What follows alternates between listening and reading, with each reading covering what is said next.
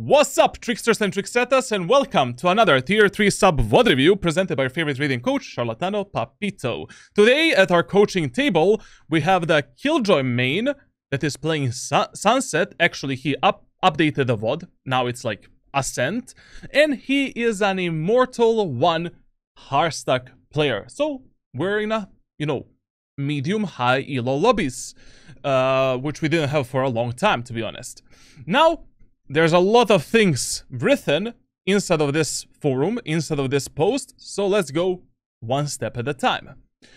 He gave us like 3 trackers, but I don't really think we're gonna review like 3 trackers. We're just gonna focus on the main one.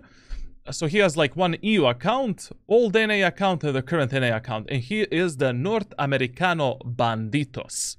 Okay, I want to know how can I fix my MMR. When I'm Ascendant 3, I win and lose rank rating at a very similar rate, but whenever I reach Immortal 1 at wins, I gain like 16 rank rating, and at losses I lose like 20 rank rating. So I'm always unable to keep my Immortal rank after a few days. Do I need to simply keep a higher KD after I reach Immortal so the game doesn't think I'm boosted?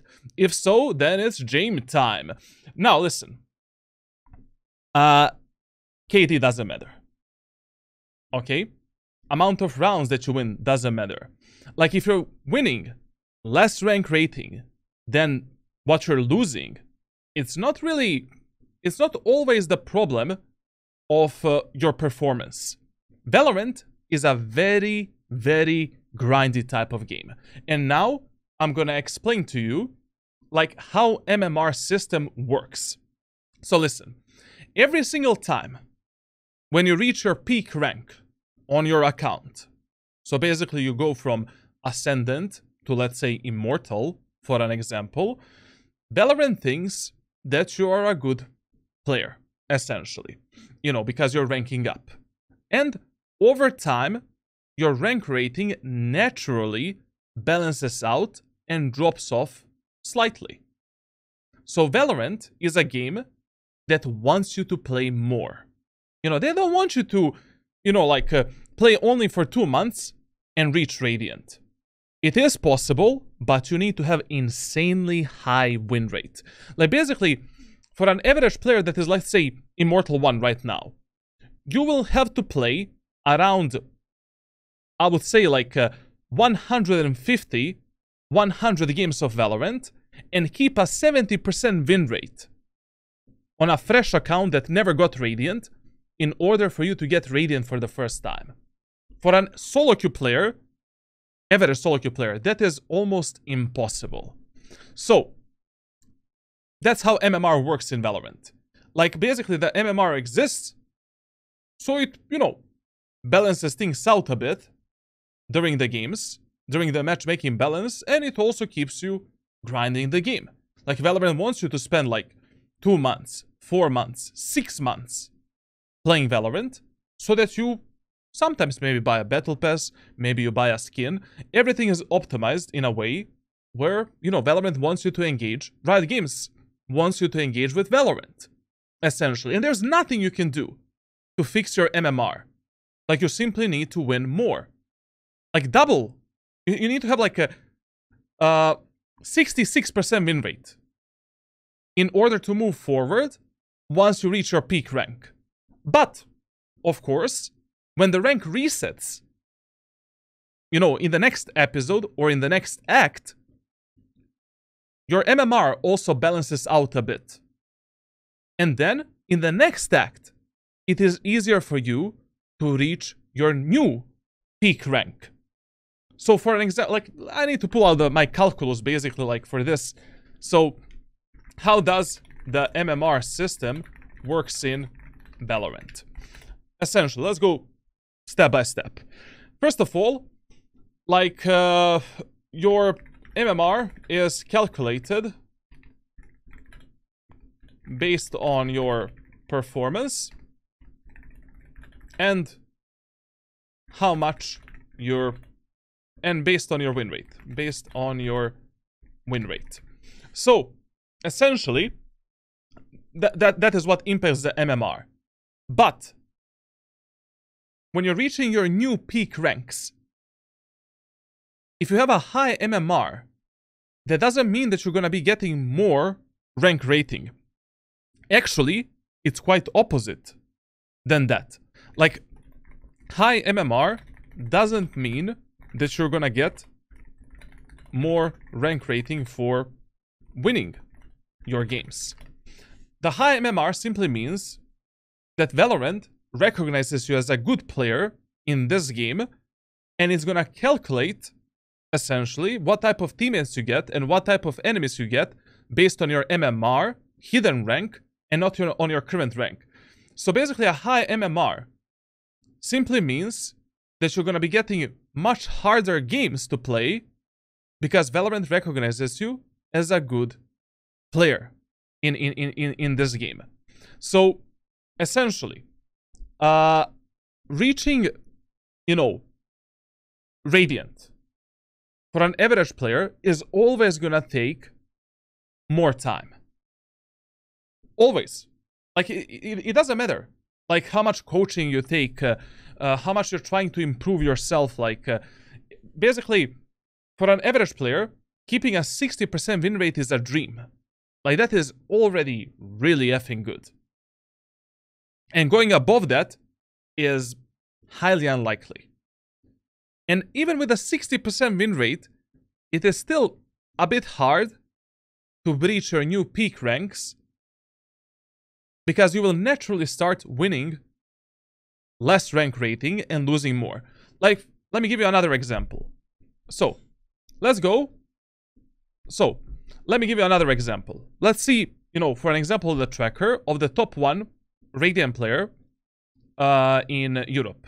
So, when he started grinding this act, essentially, he had abnormally high MMR, at the start of this act. Because, every act 1, your rank resets, but your MMR stays the same. So Valorant recognizes him as a Radiant player based on the hidden MMR, but based on the current rank, he starts in Ascendant 1. And that's why in Ascendant, in low Immortal, and medium, like Immortal 3, like 200 to 500 rank rating, he was probably getting like plus 30, plus 25, and losing only 10 or 15. But once you reach your, like, let's say, your Radiant rank, your previous rank. So, let's say this guy got like a 600 rank rating and he got Radiant. At that moment on, he starts winning and losing equal amount of rank rating. So at that point on, when he was like 600 rank rating, he was like winning 20, losing 20. But then, when he breached his peak rank, so basically he got like to, 700, 800 rank rating, he is winning 15, 16, and he is losing 20, 19. And you can see here, performance doesn't even matter. He is match MVP every single game, having enormous amount of kills. But he is getting only 15 and 16. This match MVP gets him 1 rank rating. What is more important when you breach your peak rank is actually by how much you're winning your matches. You see here, for an example, he won this match 13-0. And he got plus 19. So, when you reach your peak rank, essentially your individual performance doesn't matter that much anymore in terms of how much rank rating you're getting. It's more about how many rounds you're winning. And also what is very important is there's a lot of things that impact essentially. It's very complex topic to discuss only in one video or one take. Another thing that impacts your MMR is what type of MMR and rank enemies have. For an example, if enemies have significantly lower rank and MMR compared to you, no matter how much you kill them, how much how many kills you take, you're not gonna get a lot of rank rating. But if you lose that match, you're gonna lose a lot. Like for example here, he was playing against some Ascendant players. Okay, a lot of these players are like, you know, all of these players were probably Radiant in the last act. Like for example, I know that Izot got like 550 rank rating last act. But that is nowhere close, not even close to 900 rank rating, where he is right now. And that is why he lost 22. Also, if you're losing the games against the players and losing the gunfights against the players that are significantly lower rank and MMR compared to you, you're gonna lose more rank rating. So essentially, there is no fixing MMR. Like, MMR exists to basically scam you. You know, to make you grind the game. If MMR didn't exist, grinding Valorant would be like 10 times easier. If there was only a rank, you know, where, let's say, you win 20 points, you lose 20 points. That would be much easier. Because then you could, you know, if a player can keep like, I don't know, 60% win rate, 55 to 60% win rate, that's much easier. Like, in 200 matches, that is like, how much? Like, if it is 60% win rate, that is like 140 wins. Right? Am I calculating this? No, I missed it completely. Like 120 wins. And you lost only 80 matches. So that means that you won like, that you won 40 more than you lost. So that means that you upgraded your rank by 800 rank rating in 200 games with 60% win rate.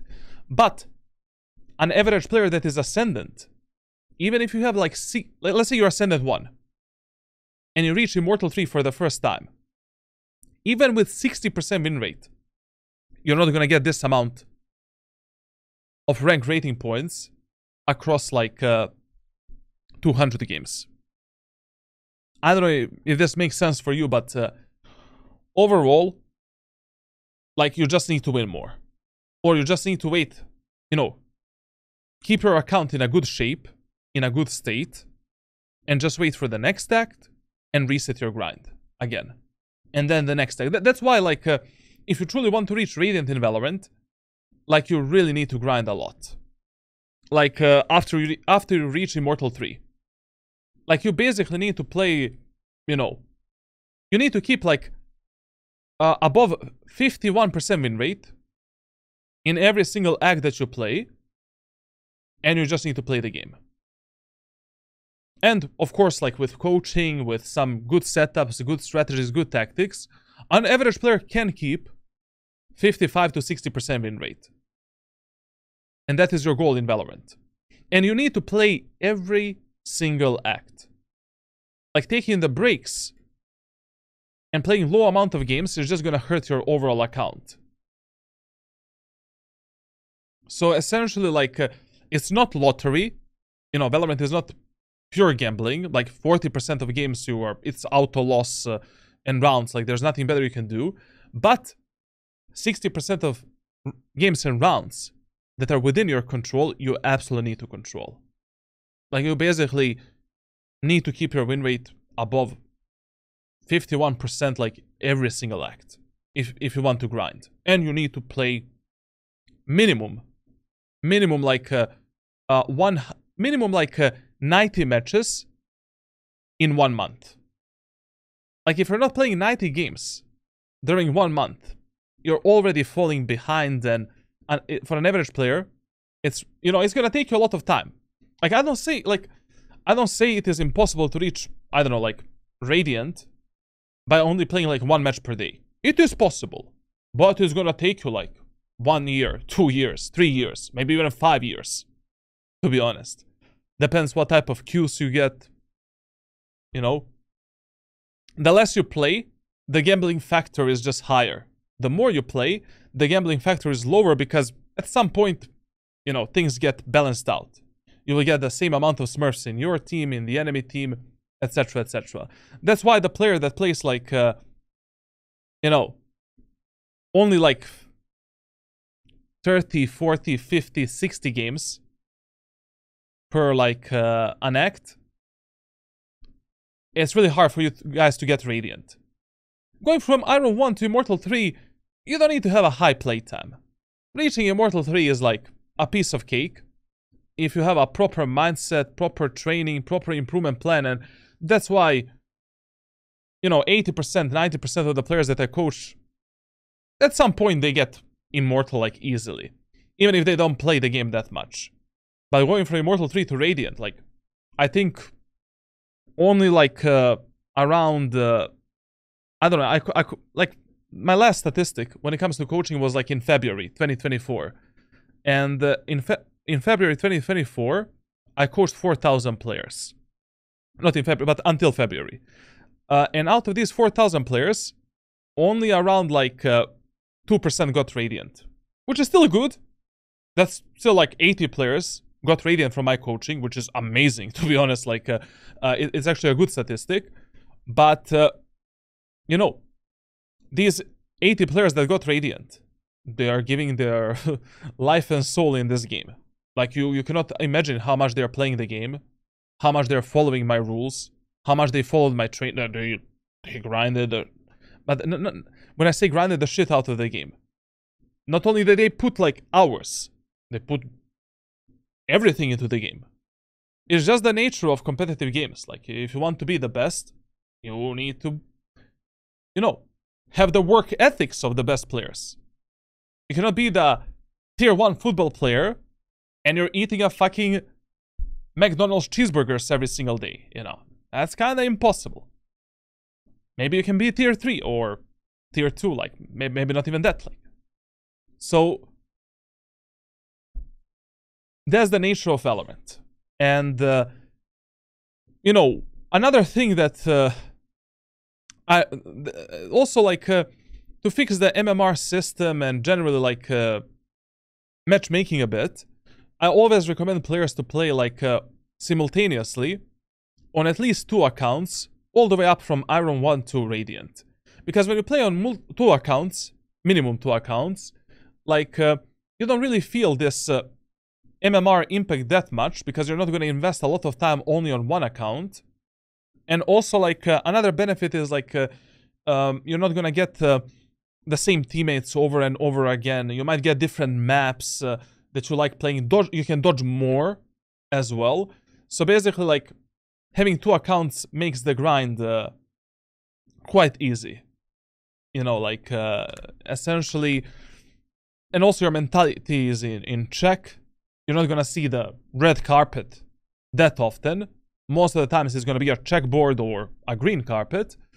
And, like, 1 account is naturally gonna have higher MMR, 1 lower, then it balances out. There's a lot of benefits. Like, for example, all of the high tier Radiant players and in Valorant and Challenger players in League, they have like 2, 3, 4, 5 accounts that are like Challenger, Radiant, Immortal, Grandmaster. Like, they're not stupid for doing that. Like, there's a reason why they do it. Especially if you have a lot of time to grind the game. So, like, the game doesn't think that you're boosted. The game simply thinks that you're good. That's, you know, like, when you reach your peak rank, or, you know, when you reach your previous rank, you're going to be getting, like, plus 20, minus 20, 19 for, like, I don't know, a few games. And also, what is really important in Valorant is the momentum. Momentum is really important, and that's another thing that impacts how fast you're going to grind. Like, basically, not spending too many games in the same rank is also important. That's why I always say that quality is more important than quantity. It's better for you to play, like, I don't know, 180 matches of Valorant where you're fully focused in 2 months. Where you're fully focused, ready to win, and you do the proper training, warm up, everything, instead of playing like 400 games of Valorant where you don't give a shit in half of your games. And another thing that's important is that how many rounds you're winning is important. That's why I play Valorant like a 9 to 5 job. I'm never trolling I'm always serious.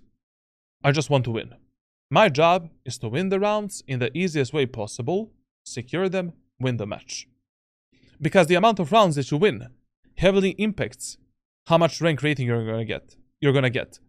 Your individual performance at some point stops to matter. Like if you get a match MVP, you're gonna get maybe 1 rank rating more. Especially if you're Immortal or Radiant. So like, getting a match MVP doesn't mean that much, so hunting basically, kills in Valorant don't matter that much. It's all about the round differential, how much you're winning, and that's it. And that is why also, like, you should never surrender the games. Because it is better for you to lose a match 13-0, where you're a match MVP, or maybe winning a few rounds than losing a 13-0 match. Like, for an example, like, for an example, what I want to say.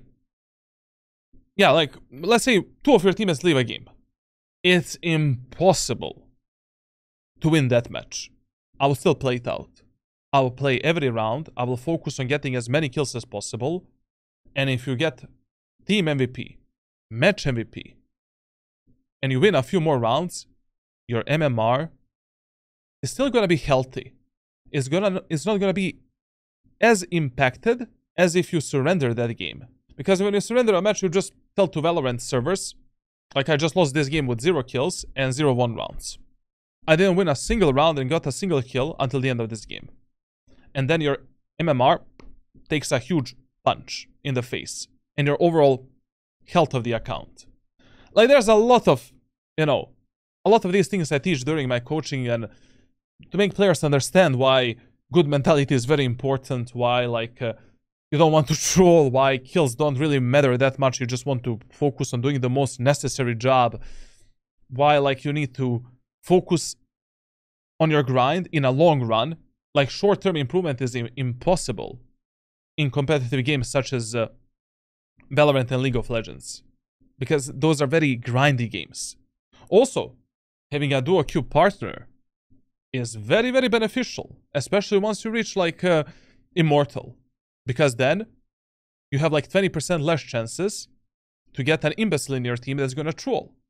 And usually players that duo queue have like 5 to 10% higher win rate. Of course, if you duo queue with a player that is actually good and not some trash can idiot, like, That's why, like, a lot of these Radiant players, especially pro players, they never play alone. Never. 90% of the games they play, they're gonna play duo queue. Of course, they're gonna get rank 1, like 2 pro players against 5 random idiot Radiant players. Like, who's gonna win? 80% of the times it's gonna be a pro, team with 2 good pro players. So, there's no fix for this, but, just focus on your grind in a long run. That is the best advice that I can give you here. Just a second, I need to coach this girl. Now, yes, I will call you in around 20 minutes. Sorry, I have a coaching session in 20 minutes. I completely forgot. Okay. Used to main Viper, but after the nerfs, I play Omen on Bind, Eyes on Icebox, Sentinels on the other maps. Quite variety of agents. I don't know what to say about this. Like, to be honest, like, all the way up to, like, first of all, up to Immortal 3, 400, 500 rank rating. Like, you really need to master, like, completely 2 agents and have 2 fill picks. But when I say master, like, having at least, like, 300 to 500 hours on each agent individually. Like, you need to go through a lot of scenarios, like, learn how to play them if you want to reach Radiant. Like, and now, I mean, playing Sentinels up to Radiant, like, that's it's really hard, man. Like, Sentinels are the agents that you can main maybe after, like, 400, 500 rank rating. When you reach this pro elo, like, top 1000 players in Valorant in your region. But if I was a hardstack Immortal 1 player, I would just pick like S tier agents, S plus, A plus, A tier agents, and just make my grind easier. Also, these agents are gonna expand you as a player, make you better, etc, etc. Like, for an example, I would always follow my tier list right here when choosing my main agents. And, you know, these 6 agents, I would always prioritize up to Immortal 3. 200 rank rating. Always. Like, they are the easiest, the best, like, Cypher after Ascendant 1 to Immortal 3. And these 5 picks, like, from Iron 1 to Immortal 3. Yoru and Chamber, maybe. You know, Yoru is really bad for low elo. I don't know why would you play him between Iron 1 and Diamond 3. Yoru is really good after Ascendant 1. And Chamber is good up to, you know, Immortal 3, 400, 500 rank rating. After that, he is like, I don't know. Basically, teleport is useless. Like, it takes too much time to teleport. Neon, Iso, and Phoenix can be good for some players. Depends on your personal playstyle and what you prefer. Especially Iso now is like, you know, for mechanically gifted players and mechanically good players, he's really, really good. And all of the other agents, like, I don't know.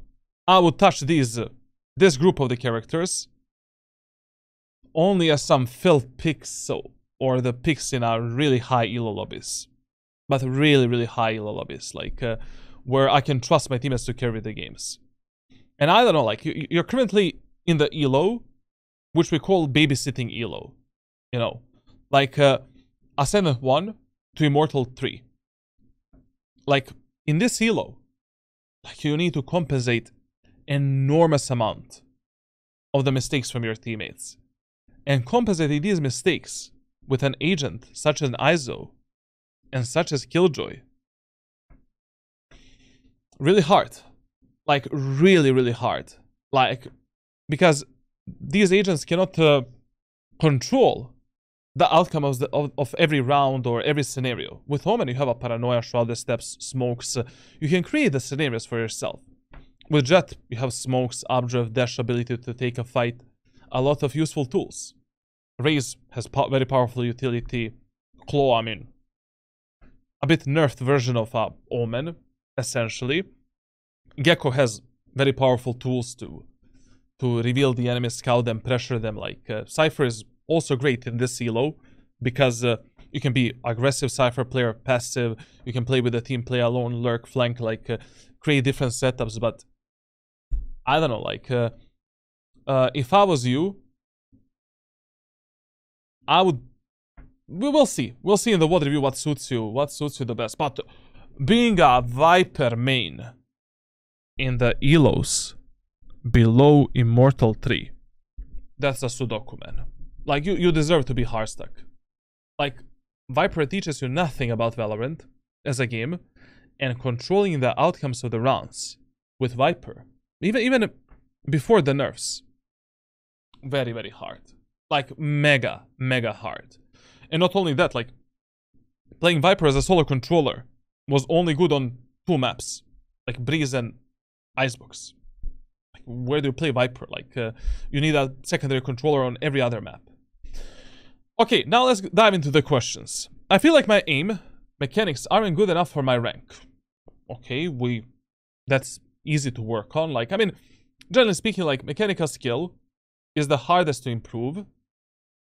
And that is why, like, 80% of your matches up to Immortal 3, you want to carry based on everything else. Game knowledge, adaptiveness, decision making, everything else should carry your games, not your aim. And after you reach, like, 300, 400 rank rating in Immortal, that's where aim starts to matter a lot more. Basically, 40% of your matches you will have to carry purely based on your mechanical skill. Now, I see myself dying, and also, like, some players will never breach their mechanical skill ceiling, no matter what they do. But there are a lot of, like, you know, tools we can use to breach our mechanical skill levels, like different sensitivities, different aim training routines, different methods. Like, we'll see if we can help you in any way to become a better aimer. I see myself dying a lot of times taking 50-50s. That's why taking the 50-50 duels in Valorant should be the last resort for you to win a specific round, a specific match, or a specific gunfight. Like, there's so many different better ways how we can fight the enemies on our own terms, our own ground, and together with our teammates. 50-50s don't exist. Like, you take them only when you absolutely need to take them. You need to play smart. Like, look, I mean, just look at me. Like, bro, like, my mechanical skill is like bikini bottom of Radiant. Like, bikini bottom. Sometimes maybe, you know, sometimes I aim like a tier 1 player, like, you know, and sometimes I aim like a Ascendant player. Very inconsistent. Because I'm never aim training, I'm not warming up, I just hop in a match and that's it. I don't have time for that. For 3 years, I didn't do a single aim training.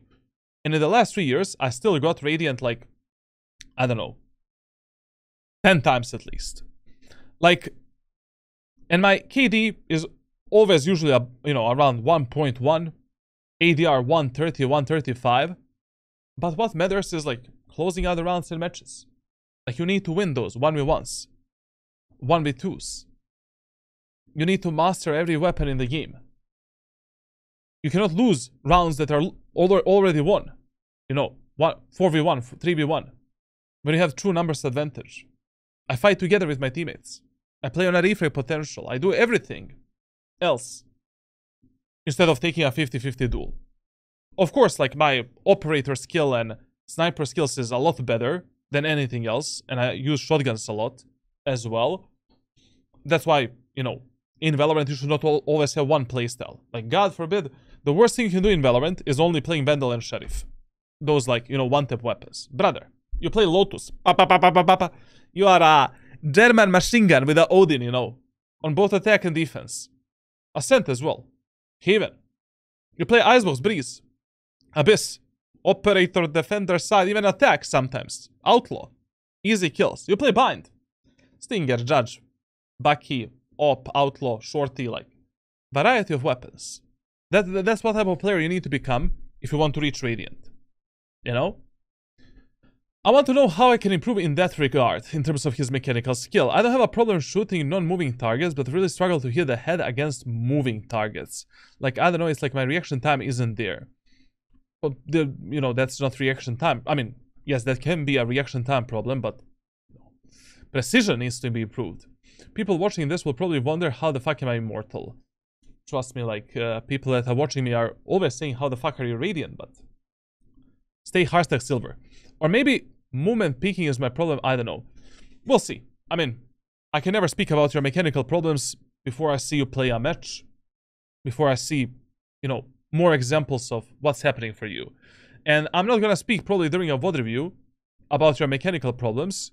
Just after the VOD review, I'll give you the solutions for your aim and what we can do for, like, you know, 1, 2, 3 days, 1 to 3 months to try to improve your mechanical skill. Now, second thing, I also want to know if my decision making is good overall. If I'm taking space at the correct times or playing passive at correct times. We'll focus on that. How should I handle my teammates doing retarded mistakes during comp? Is it worth pointing them out to them with the risk that they are gonna be toxic for the rest of the game? Now, Valorant is like a psychological game. Like, in most of the case scenarios, what you need to learn in Valorant is how to provide a silent support for your teammates. Like, how to correct the mistakes of your allies without telling them anything. That type of playstyle is 70% of times better rather than anything else. Because then, like, you know, when you point out the mistakes of your teammates, especially during the high octane rounds, like, maybe your teammates won't, you know, don't have a good focus. Maybe they're tunnel visioned. And they're not even gonna realize what you're telling them to do. So 20% of rounds you're gonna lose because of tunnel vision. Then you have these egoistic motherfuckers that are not gonna listen to you. And 20% of rounds you're gonna lose because ego, and even more maybe. Because of ego and how toxic some of the players are and how much they don't know how to take criticism. Especially valid criticism. So yes, I mean, you should still try to, like, you know, like, basically, what you need to become in ranked solo queue is a player that can silently correct the mistakes of his teammates with your better positioning, with your own utility usage, you know.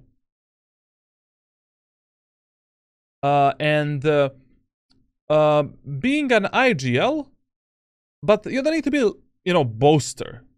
Just telling your teammates on a macro and micro level the most basic stuff that is gonna improve your chances of winning the rounds and games and gunfights.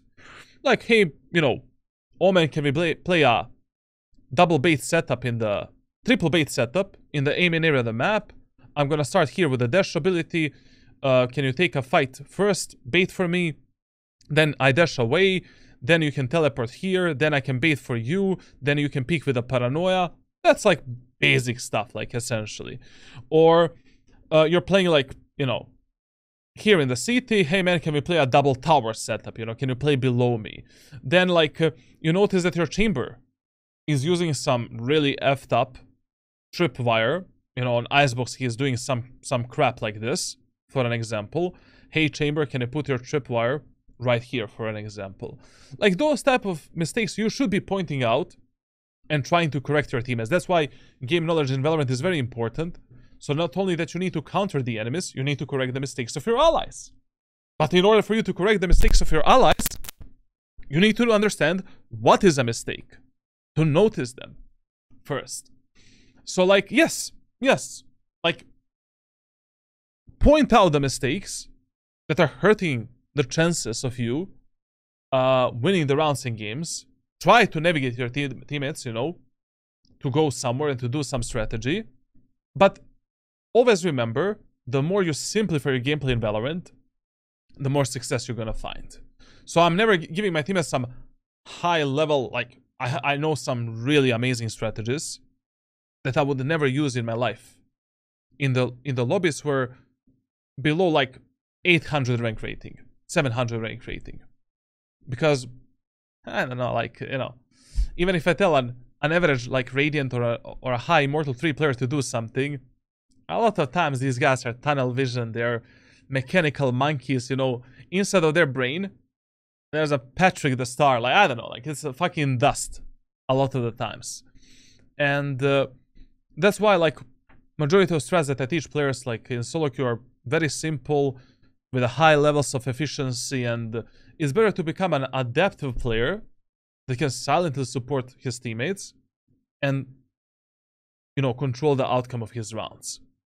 But, you know, provide some level of macro and micro, like, communication to your allies, like, on a team play and individual level. Now, if you see other problems in my gameplay, feel free to point them out. I will. No problem, we'll rip you apart here. Also, feel free to include a lot of details if you want. I might find myself to learn better with details and specific advices. That's what you always get from me. And to give some perspective on my MMR, here's what my gains look like. Yeah. I mean, pretty normal. Pretty normal, like. You know? This is what's to be expected. You see here, like this match, but look at this. Like this match and this match. You mostly lost like 21 rank rating, not really because of your performance, but because of the round differential. Like losing a match 3-13 with, it doesn't matter how many kills or deaths you got, that's always going to be a heavy hit on the account. Like round differential is very important. Much more than you being an MVP. Like in this game, for an example, if you won this match 13-3 without being a team MVP, you would have gotten 20 rank rating. And because you won it only 16-14, you got 16 plus 1 for a team MVP, for dropping 28 kills. You know? Round differential is very important. And closing the rounds, as many rounds as possible, not losing easy rounds, like. And, you know, your MMR looks normal, to be honest. Like, you know, because you were already Immortal 2, Immortal 1 in some of the previous ranks. Like, your MMR is not bad. Your MMR is actually normal. The problem is just how many rounds you're winning, how many rounds you're losing, you know. But definitely, like, you know, it's gonna take you like some time to reach Radiant. Like, you need to become a player that can easily keep like 51 to 60% win rate, like across every act. And also, like, I highly recommend you to grind on 2 accounts simultaneously, because you play enormous amount of games. You play like 250, 200, 180 hours. Like, this is a lot of games. This is like 300, 250. This act, you play like 400 games of Valorant. 2 accounts, necessity. A necessity. Also, one more thing, like, when you reach Radiant for the first time, reaching Radiant again on the same account is piece of cake. You know? That's why, like, you know, reaching Radiant for the second time, third time, fourth time on the same account, it really doesn't matter. Like, you know, you can get Radiant with 45% win rate. Because, you know, your MMR is significantly higher than your rank. And then, like, you know, you're getting a lot more, and it's just stupid overall. So, and when I was talking about here, like, not like high win rate doesn't mean that you're gonna get more rank rating for winning your games. Not MMR. Like, that's something I needed to correct. But yeah, like, overall, like, grind on 2 accounts, do your best, improve yourself as a player. Like, let's be honest, you know, this match we probably could have won if we played a bit better.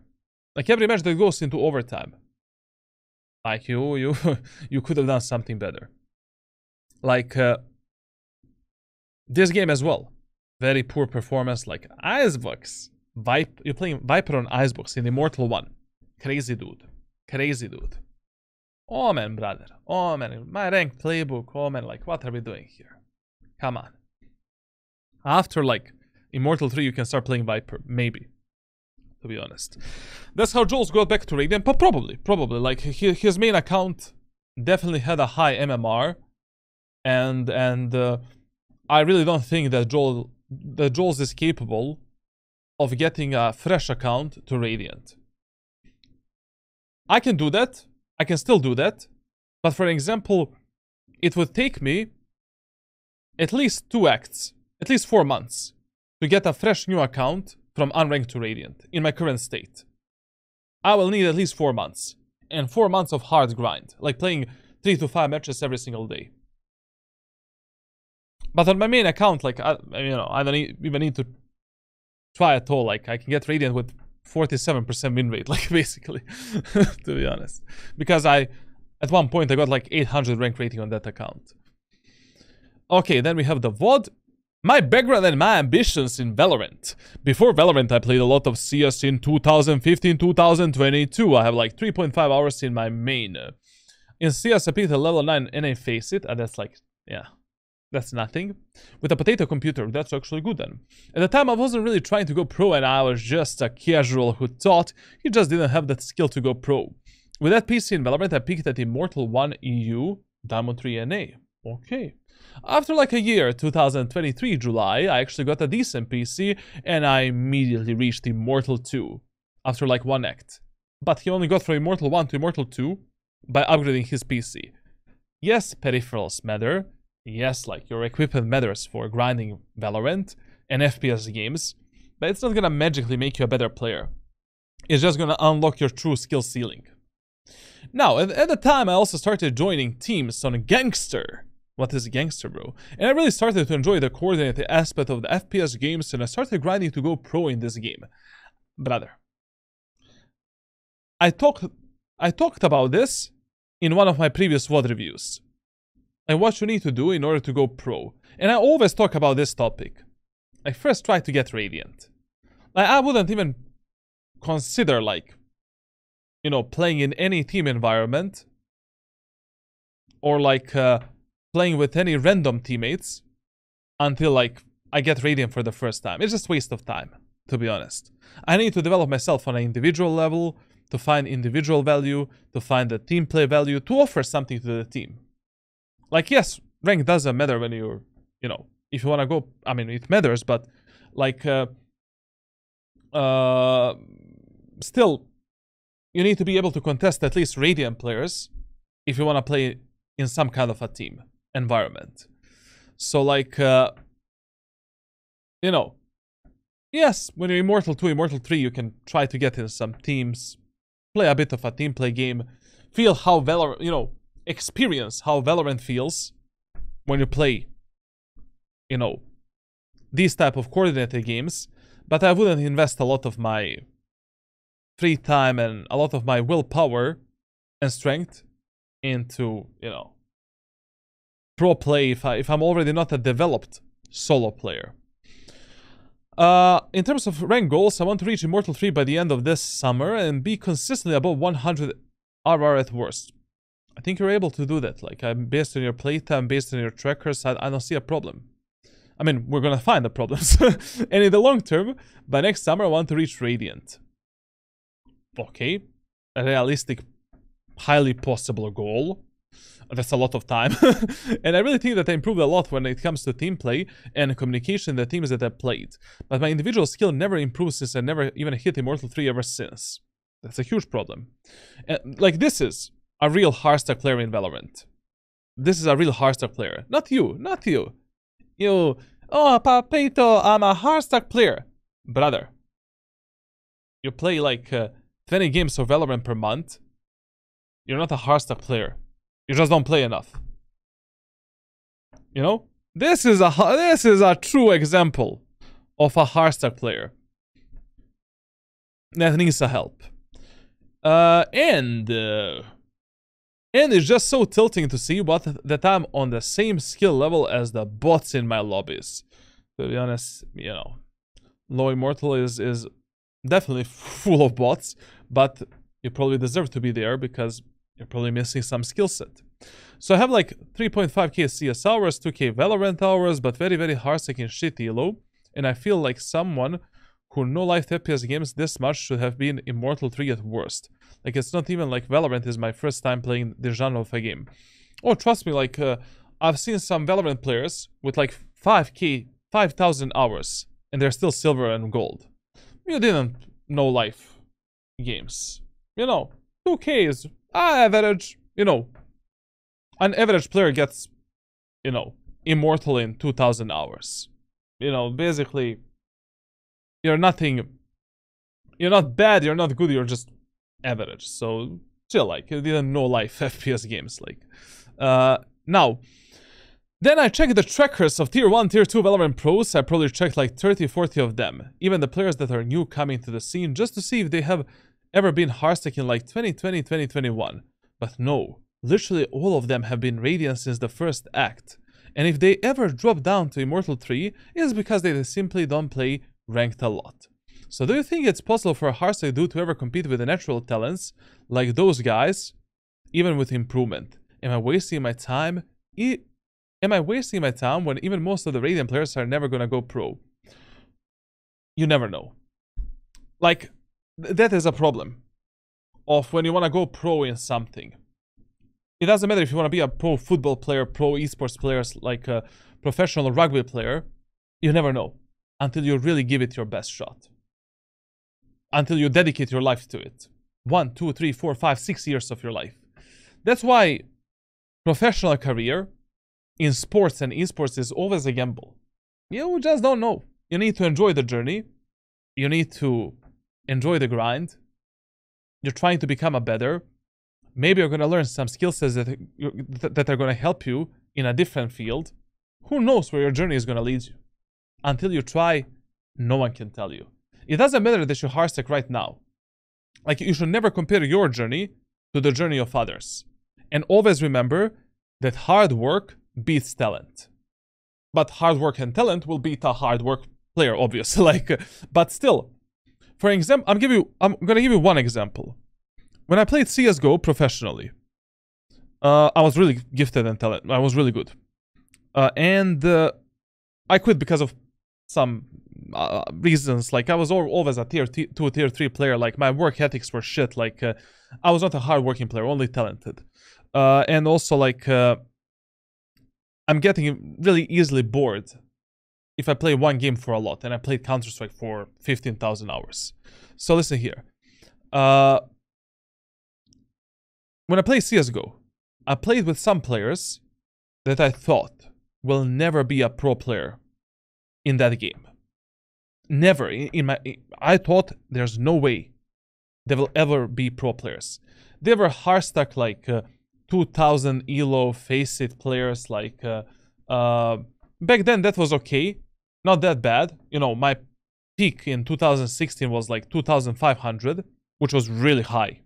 I was top 350 in Europe. But still, I played with some players that I thought like, well, there's no way. This guy, he is gonna go pro in CSGO. Get him out of here. But those guys invested like 1, 2, 3, 4, 5, 6, 7 years of their life playing CSGO. And now, 80% of those guys that I've thought will never go pro, they actually became tier 3 and tier 2 players in CSGO. Now, and 2 of them are tier 1. Now, of course, like, you know, tier 3 and tier 2 is not that good. But they're living from it. You know, they're earning around like 1k euros from tournaments, from some salary, like, that's their dream, you know. And they still are grinding to be tier 1 players, and they're not giving up. Like, you need to realize that even if you are a talented player, even if you're like in top 0.001%, there's also a luck factor as well. Like, there's so many things that impact whether or not you're gonna go pro. 10% luck factor. You know, 60-70% hard work, connections, networking, like so many things. It doesn't matter that you're hard stuck now. Maybe you find your own path into the pro scene. And also remember, being a tier 2, tier 3 pro player is still a pro player. Like tier 1 is really reserved for like a very small amount of players. Like, the stars need to align. Like, some of the ranked demons that I'm meeting in Valorant, you know, in solo queue in Europe, like 99% of these guys will never see a tier 1 match. 99. Never. They will never play a single tier 1 game in their life. And 99.9% of Immortal players. So, like, no one can tell you, mate. Like, at the end of the day, sports and gaming, sports and esports is always a waste of time. Like, it's always more safe to, I don't know, go a normal route. Like, finish a college, take a job, you know, do 9 to 5, and that's it. I mean, at the end of the day, it's better to learn some other skill sets. You know, video editing, trading, marketing. Like, those things are always better. But of course, they're not fun, you know, probably for you. It's more enjoyable to play video games for a living. Maybe to, you know. But it's always a risk. Like, this content creation, coaching, everything is a risk. Like, in this field, you know, of esports, internet, content creation, that type of shit. Like, you never know. Like, your whole life is a gamble. Like, if you don't want to gamble, finish a college, work 9 to 5. Maybe you're gonna be miserable, maybe not. Maybe you're gonna wanna kill yourself in game. Of course, maybe you're gonna be happy. Like, nobody knows. Like, but it's really up to you, man. Like, you know. For example, my main dream in life was to be a pro in League of Legends player. Like, when I was like 15 years old, 16 years old, I was so good at League. And my dream for 4 years was to be a pro player in League of Legends. And like, I was literally like I'm just gonna unalive myself if I don't do that. Like, I either do that or I'm gonna work in a McDonald's. That's it. But life has different routes, different pathings. Like, you always find new things to improve, to work on. You always have new ambitions. You grow, like, you know. Overall, like, every experience, I think, can be a good learning experience. But it's better to learn from the mistakes from others, to be honest. Always. Okay. Okay. Now we can move into the tracker review. Finally, bro. Like, finally. Okay, now let's, you know, take a look at his tracker and see what he can do a bit better here. So he presented us with like 3 different trackers. He has one EU, one alternative account, and his main account is probably this one. My guy started playing the game in episode 3, act 3. Okay, long-term Valorant enjoyer. And to be honest, like, he is putting in the time to grind and rank up. So he actually played a lot of Valorant, to be honest. So in total, it's around like 2,200 hours, but to 2k hours of Valorant. And he got to Immortal 2.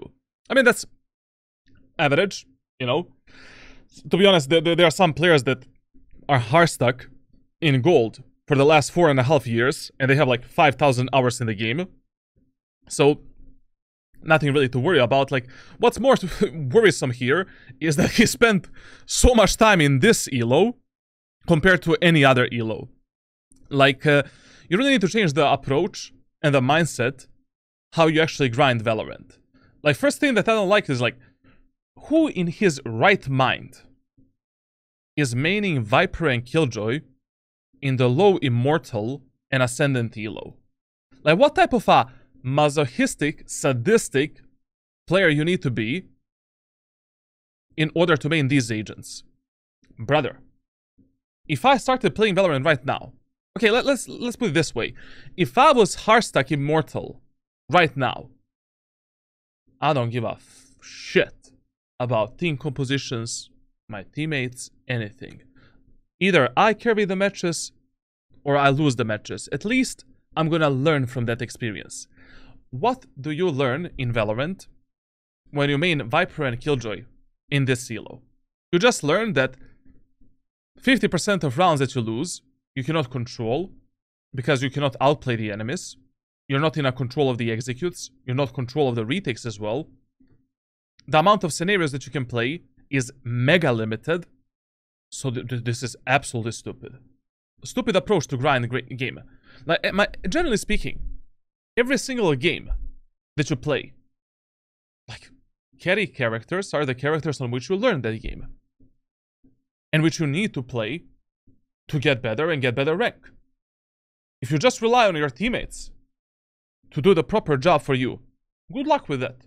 Just good luck. You're not gonna find any success, like, essentially. Like, these agents, such as Killjoy, Viper, okay, they're good agents to fill sometimes. You know, to have them as a flex picks. Okay, maybe, you know, one day I don't feel really good. I'm not really in the carry mindset. I don't want to play, you know, something that requires my 120% focus. Okay, I can play Killjoy on Ascent, Viper on Icebox, Viper on Breeze. Sure, why not? But spamming these 2 agents, you need to be absolutely crazy. You are just on another level mentally. Like, what are we doing here? Like, for example, let's say, you know, when I started playing Dota 2, I didn't start playing Dota 2 on Witch Doctor, on, I don't know, like, on Lion or some shit like that. Brother, I picked Necrophos and Bristleback immediately. Got 4,000 rank rating, 4,000 MMR in Dota 2 in less than 2 months. With 400 hours playtime. But okay, I have like MOBA experience from League of Legends. But let's take League of Legends for an example. How did I get Challenger for the first time? Evelynn jungle, Yasuo was mega fucking broken back in Season 4, Season 3. Like, you know, you abuse the meta, abuse what's good, and that's it. Like, you're not playing in a pro player, you're not playing VCT tournaments here. You're playing with 4 potentially mentally disabled players that have a Parkinson's disease. You cannot take that risk. You simply cannot take that risk. And also, it is much easier to learn the game when you play something like that is gonna put you in enormous amount of different scenarios. What type of scenarios you play with the Viper and Killjoy? Lurk, flank, red, left and right. You know, on retakes you have almost nothing. Like, now the Viper cannot even pick a stupid smoke for the retakes. Like, 1 Molotov now. Come on, bro. Like, what are we talking about here? Like, one of the main reasons, like, why players are hardstack in Valorant, because you're not willing to get out of your comfort zone. Like, your comfort zone is stopping you from progressing. You are your own worst enemy. Period. Like, your mindset is killing you. Nothing else.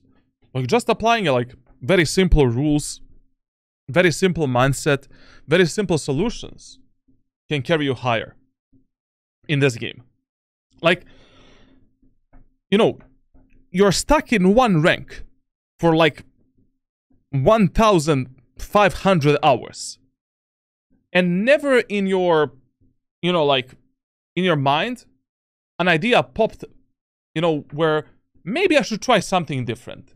Maybe I need to expand myself as a player. Maybe I need to learn something new and experience different side of Valorant in order to grow. I mean, yes, like, you can just brute force your way to Radiant. I think that even if you don't have both hands, both legs, you don't have eyes, you don't hear, like, you are a plant.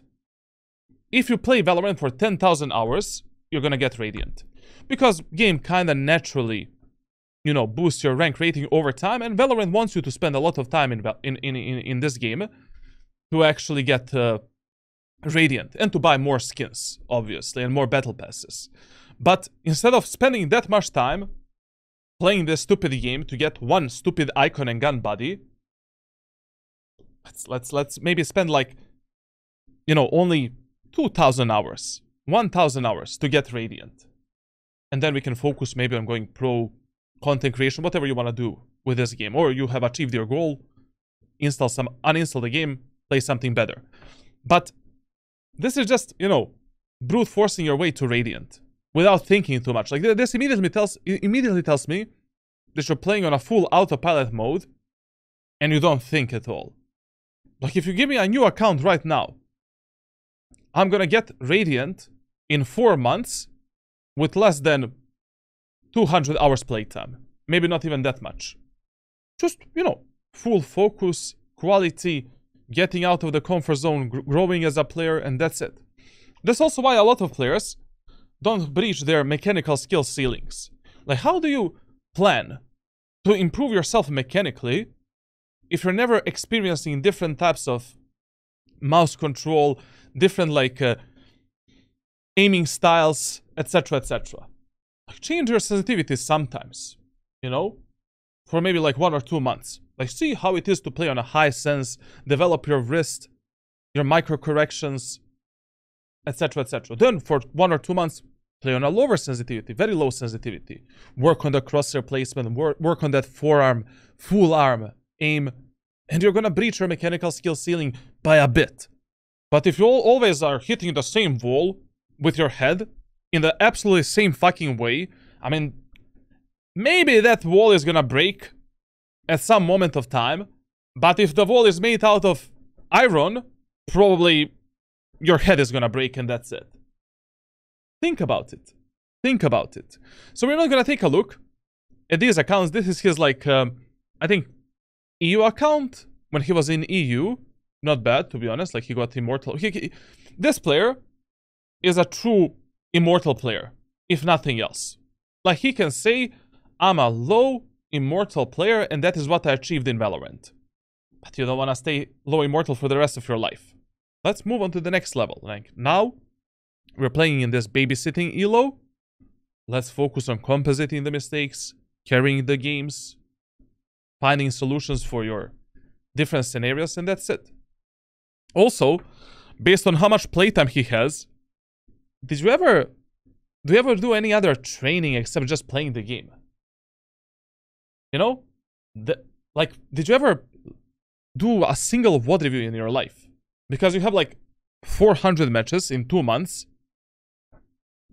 Like, in 400 matches, you should do at least like 40 VOD reviews. But I highly doubt that you did that. Like, basically, on every 20 matches, you should try to VOD review yourself at least once. So 1 VOD review per week and 21 matches per week. That's a good, like, ratio to have. Like, brother, take a look from the different perspective. Like, see why you're losing the games. Like, it's not always your teammates. 40% of times, games are auto loss. Instant loss. There's nothing for you to do. Like, Valorant just wanted you to lose. End of the game. But 60% of games that you lose, it's your fault. Essentially. Like, right now, we played 1 match of Valorant. And I'm gonna showcase you that. Like, this game, for an example. My fault that we lost it. I could have done something better. I could have adapted to the enemies, to my teammates, and basically, you know, this match is my fault. But this game, auto loss, instant loss. You have a player that is like not even playing the game. He's Ascendant 1 somehow playing in this lobby. He didn't play Valorant for 9 months. Sure, fine. You move on to the next game. But brother, like, you know, this is insanity what you're doing. Literally insanity.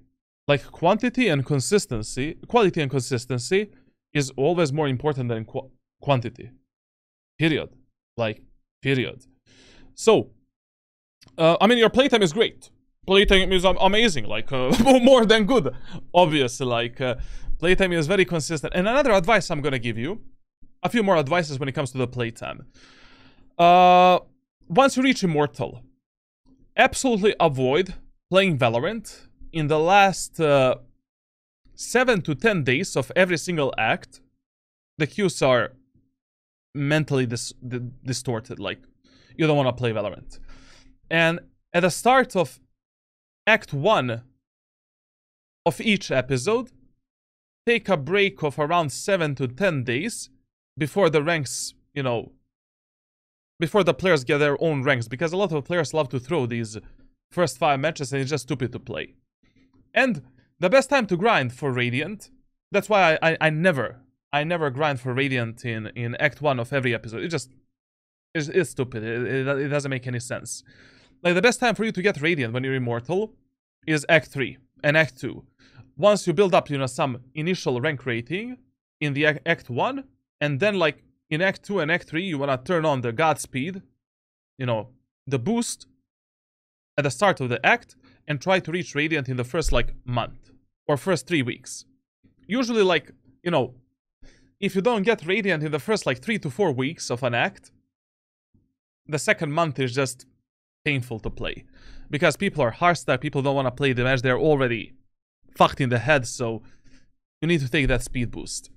So, you know, take this Act 1, Episode 9, to get as much rank rating as possible, focus on training, self-improvement, self-development, maybe learning some new agents as well, new playstyles, you abusing guns, like, develop yourself as a player. There's so many gaps you definitely have in your gameplay. And then in Act 2, Act 3, Godspeed, instant boost. Like, you know, like, try hard. Now, let's take a look at this act. Why not? Like, 135 ADR is optimal. You know, that's like a bottom line if you want to reach Radiant. Essentially, that's okay. Whatever, like, enough damage to actually be a useful teammate if you're actually closing the rounds and compensating the mistakes of your teammates, etc., etc. KD above 1 is always optimal. But to be honest, if you want to carry the games in Immortal and Radiant, 1.1, 1.15 KD is what you're aiming for, essentially. So you definitely can reduce a bit of the deaths that you're taking in a game. Like, for example, you know, let's say, but okay, actually your amount of deaths is is quite okay in some of the matches. But there are also the matches where it's absolutely stupid, you know. 19 deaths in a 12-14 and 11 kills. How does that happen? 18 deaths in a 23-round match. Okay, yeah. Like, generally speaking, based on your tracker, like, there is at least 2 or 3 rounds in every single match where you die for absolutely no reason. Like, that can be prevented by smarter gameplay, better gameplay. I don't know, just staying alive, playing with your teammates, playing the retake, all of that good stuff. Now, headshot percentage, okay, overall headshot percentage doesn't matter, because this number is impacted by the operator, outlaw, shotguns. Like 90-20% is more than enough to reach Radiant in Immortal Elo. With Vandal you have 28%, you know, that's like optimal. But you really want to work on your mechanical skill a bit more, like, and we need to find some kind of an aim training for you, definitely. Because, like, you know, an average, like, Radiant player, you know, the bottom threshold for headshot percentage in Radiant is like 30-35%, you know, in between those numbers. So some of these mechanical stats just tell me that, yes, you can definitely improve yourself mechanically a bit more. But a stat that is an absolute abomination here is your KST. Like, your KST consistently at around 70% and 71%. And that is probably your main problem. You're not controlling the outcome of your rounds. You're not playing a proper refrag game, proper team play game. Like, optimal KST is 74-75%. Good KST, everything above 75%, and everything below 74-73 is either suboptimal or bad. So this number indicates how good of a ranked team player you are. Like, how much you actually, you know, stay alive. How much you play with your teammates on a refrag potential. How much of a refraggable teammate you are. Like, this number should always be around 74-76% for you, if you want to have the highest impact in your games. So that can definitely be one of your main problems, like, you know, how many times you die during a round, how much you actually control the outcome of your rounds, and that stuff. Clutch percentage 2.7%, that's like suboptimal. You know, clutch percentage should always be like between 4-6%. And this also tells us that you can definitely do something better in your 1v1 and 1v2 clutch scenarios. Because 1v1s and 1v2s, you should win 60% of times, if you want to reach Radiant, to be honest. Then, like, amount of last deaths, 380. That is optimal. You know, not good, not bad. That's actually optimal. Like, in 140 matches, 380. That's okay. Then, this indicates that you mainly have the problems in 1v1 and 1v2 scenarios. And, like, developing, like, in these scenarios, like, everything matters. Like, game knowledge, decision making, adaptiveness, mechanical skill, like, all 4 of these skill sets need to be very high for you to control 1v1 and 1v2 scenarios perfectly. Or to win them 60% of times and more. Now on the attack, yeah, we struggle a lot because we play Killjoy and Viper, to be honest. Attack is your attack is 30% worse than your defense. You need to do something better on the attack, man. Defense is okay, actually. Except maybe the KST, but it's okay. Yes, in Valorant, like, most of your matches you win or lose on a defender side in ranked solo queue. But having these type of attacker stats, either you should play more with your team, more on a refrag potential, maybe your map knowledge is shit, maybe your pathing is shit, maybe your crosshair placement is shit, maybe, I don't know, like, utility user is shit. Maybe just the agents that you play are fucking shit! You know? So, like, I mean, even if you're playing Viper and Killjoy, yes, they're heavily defender-sided agents. But if you stick only to one playstyle on the attacker side, you know, that usual default playstyle, like, I'm a Killjoy player, I'm gonna lurk, flank. Good luck. Good luck. Like, in ranked solo queue, you should lurk and flank maximum in 5% of your rounds. 2 to 3 rounds maximum during a match. The rest of the half, you play with your team. Refrag potential, aggressive nanoswarms, aggressive turret to reveal the enemies. Molotov of a Viper. Like, when I play Killjoy, like, and, you know, I'm speaking about this because, like, with Killjoy, I consistently have mega high performance. I perform with Killjoy better than even with my main agents. You know? I have 335 KD with Killjoy, and most of these skills are not actually on a defender side. Attacker side. Like, I have, like, usually 76 to 80% KST with Killjoy. So yes, I'm not a Killjoy main, but because I've experienced enormous amount of different playstyles, I can play Killjoy in an aggressive way, in a passive way. I can lurk, I can flank. Really depends on a scenario.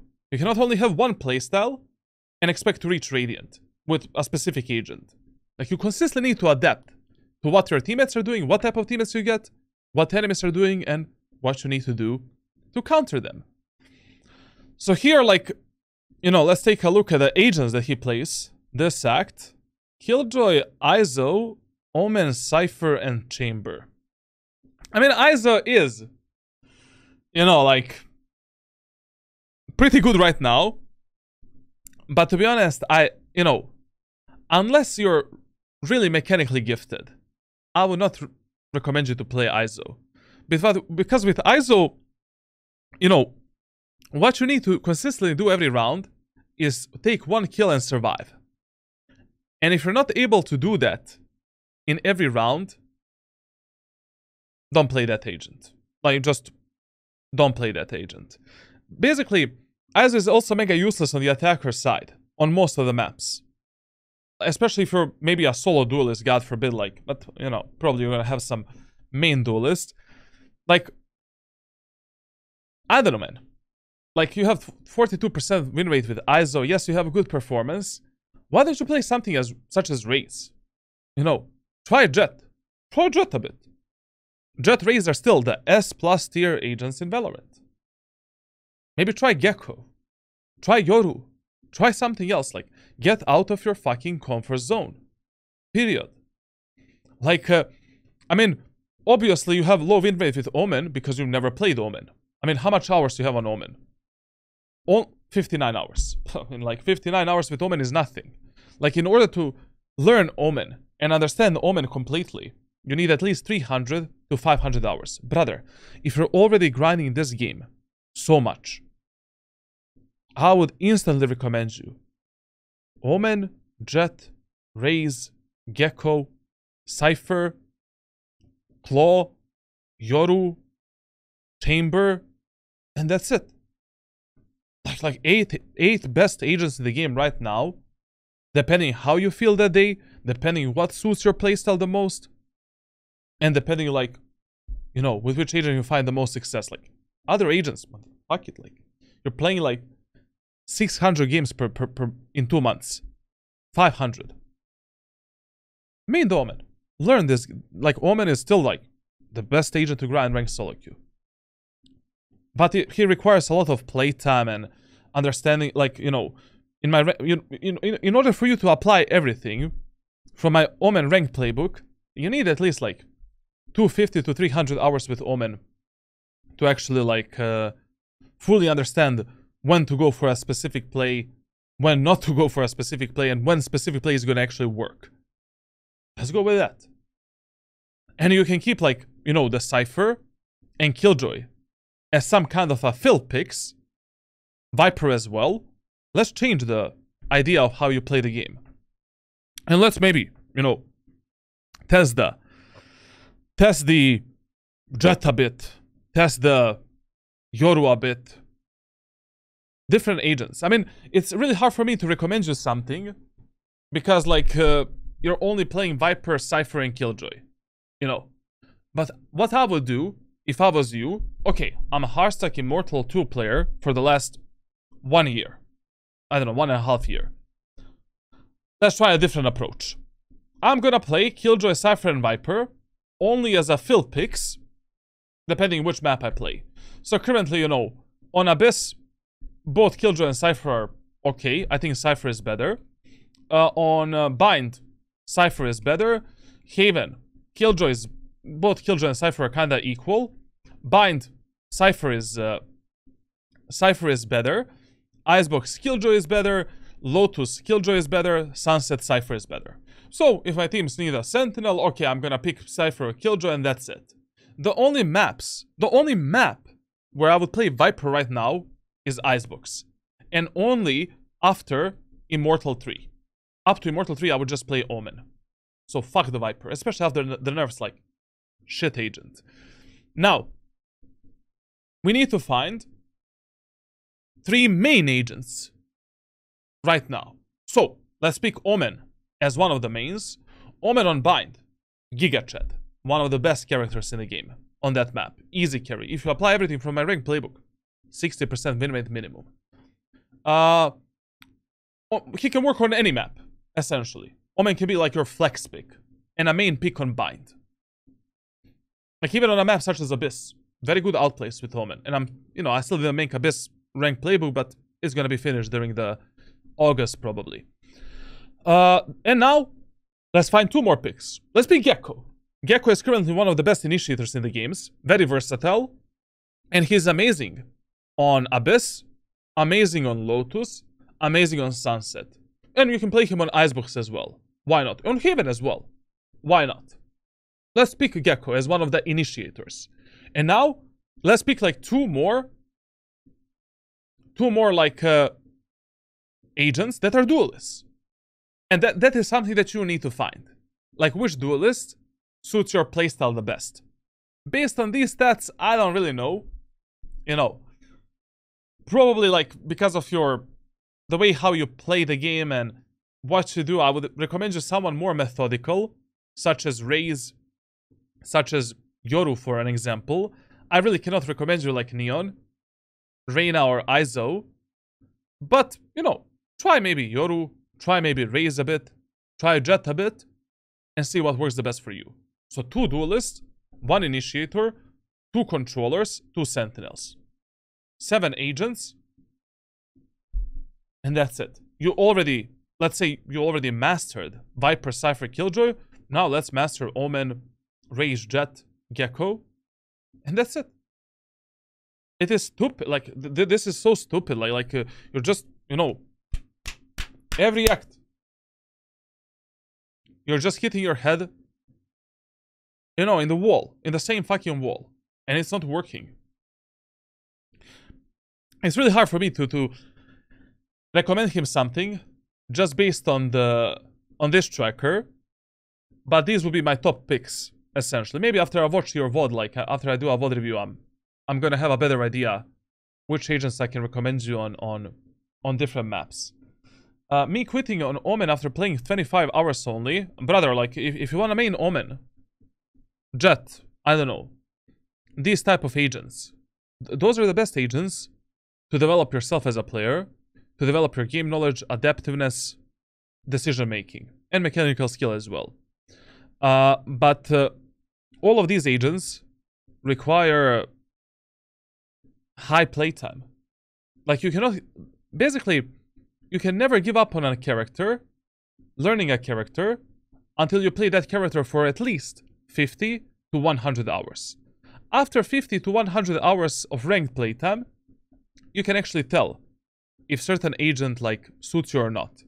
And you cannot call an agent your main if you have like less than 300 to 500 hours on that character.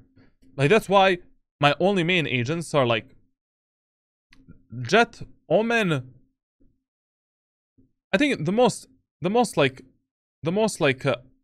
hours I have like Jet, Omen, Chamber, and Gecko. Like on these agents I have like above 500 hours, 100%. Like on Jet I have like 2000, on Omen I have like 5000, on Chamber I have at least like 500. And on Gecko I have at least like 300. And Raze I think I have like 300 as well, 500. On all other agents I have like, I don't know, 100, 150, 200, like... those are not my mains. True mains, essentially, which I know how to play in every scenario. And another problem of your tracker is definitely your loadout, you know. Okay, in the full buy rounds, in all of the rounds, like your KST is like, you know, not that great, but especially in the eco rounds. In eco rounds, like, I mean, you know, playing eco rounds with the agents such as Killjoy, Viper, and Cypher is not really the most fun experience. Because you cannot really abuse the shorty to high levels of efficiency on both attackers and defenders side. And you cannot really simplify your playstyle that much. I don't know, man, like I would really recommend you to try to experience different playstyles, push yourself outside of the comfort zone, and then you're gonna grow. That same goes for life as well. If you're consistently in your comfort zone, growth is impossible. Not possible. When it comes to the weapons, you have abnormally high amount of kills on Vandal. Like this is, if you want to grind to Radiant, you need to become more versatile player and John Wick of Valorant. Great that the Operator is your second weapon, but 143 kills is nothing compared to Vandal. Now, where is the Shorty? Where is the Judge? Where is the Odin? Where is the Outlaw? Where is, like, okay, Stinger is here, but, like, the most important weapons that you need to master in Valorant in order to grind this stupid game is, like, Outlaw, number 1. Very good weapon to abuse against the enemies that don't have money for the heavy shield. You see that 3 or 4 enemies don't have money for a heavy shield. Buy the Outlaw. Go for the body shots. And a good bonus round weapon as well. Like just 2 body shots. Bop, bop. You don't need to aim. Positioning, crosshair placement, and static aim. Done. Operator, number 2. Then Vandal or Phantom. An Operator on any agent. I don't care that you're playing Cypher, Killjoy, Viper. Like, you're playing on a defender side. You see an opportunity to take one easy kill and make numbers advantage. Take that opportunity. Even on the attacker side of some maps. Icebox and Breeze. And Abyss.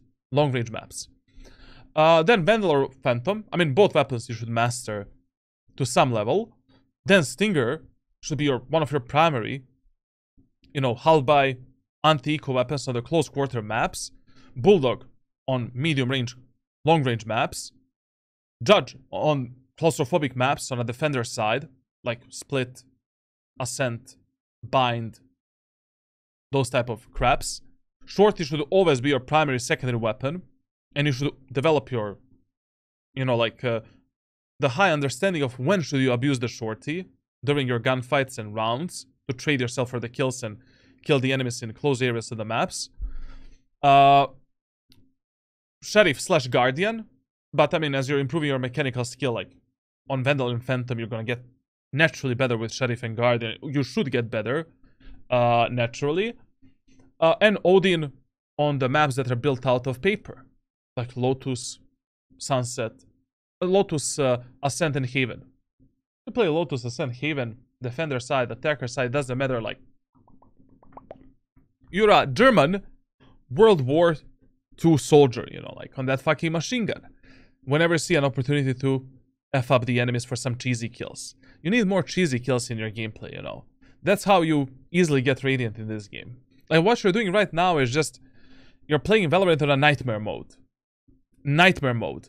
Like same playstyle, same agents, same guns, 24/7, same, you know, you wake up, pick and do the same shit.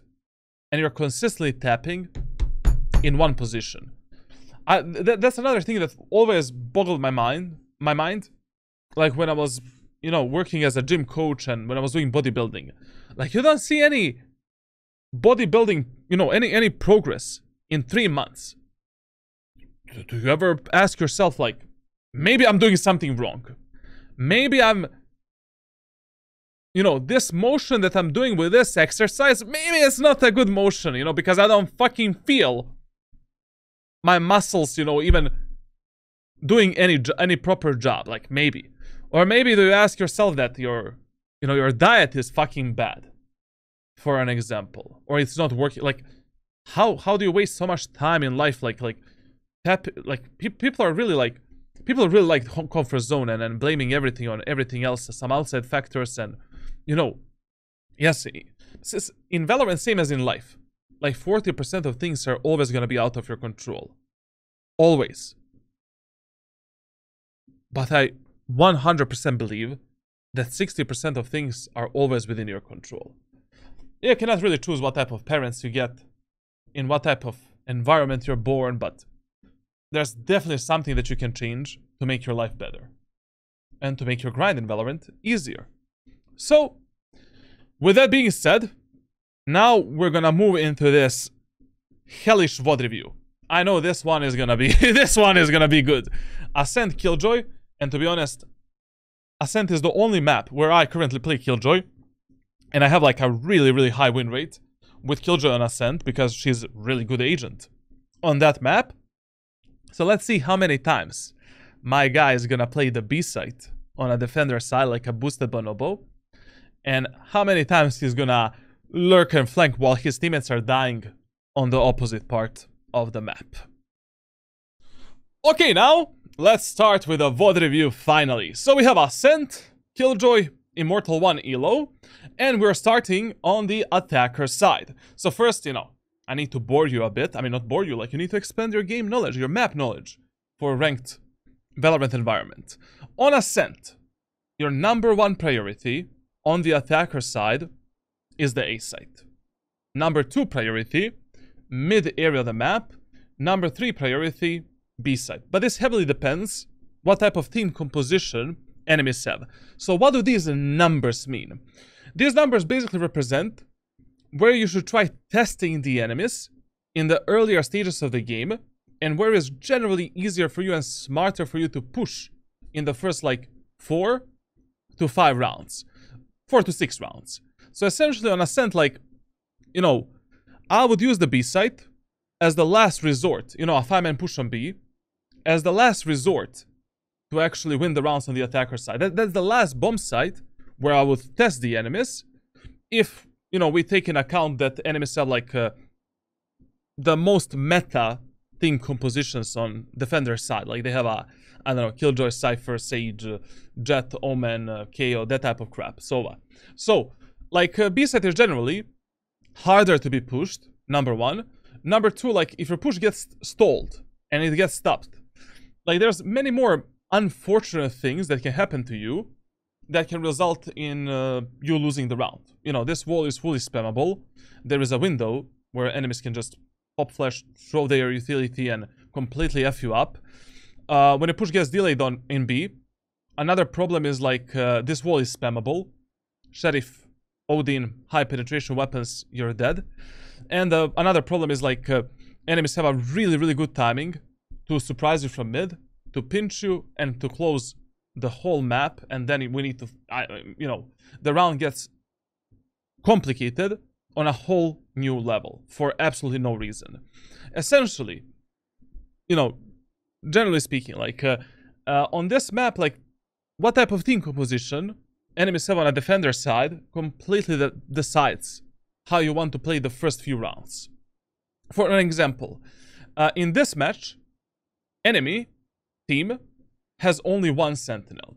So on Ascent, if enemies have only 1 or none of these guys and girls right here, so 0 or 1, the best pattern of pushing and the best idea is for the first 3 rounds in a row, push the A site together as 5, test the enemies there, create a bit more of an unpredictable pattern of pushing where we are applying enormous amount of mental pressure onto the A site so that enemies are going to be pulling much faster rotations onto the site. And then in the 4th round, no matter what was the outcome of the first 3 rounds, we can push, you know, we can fake A and go B, for an example. Also, like, I mean, if you win all 3 rounds, enemy's mentality is going to be completely broken, and then maybe you can try pushing A site again before you change your pattern of pushing. Like, on Ascent, just creating a bit more unpredictable pattern of pushing is very important, and not really showcase, you know, if enemies are able to predict you, you're kind of fucked essentially, and I mean, you should be effed up essentially.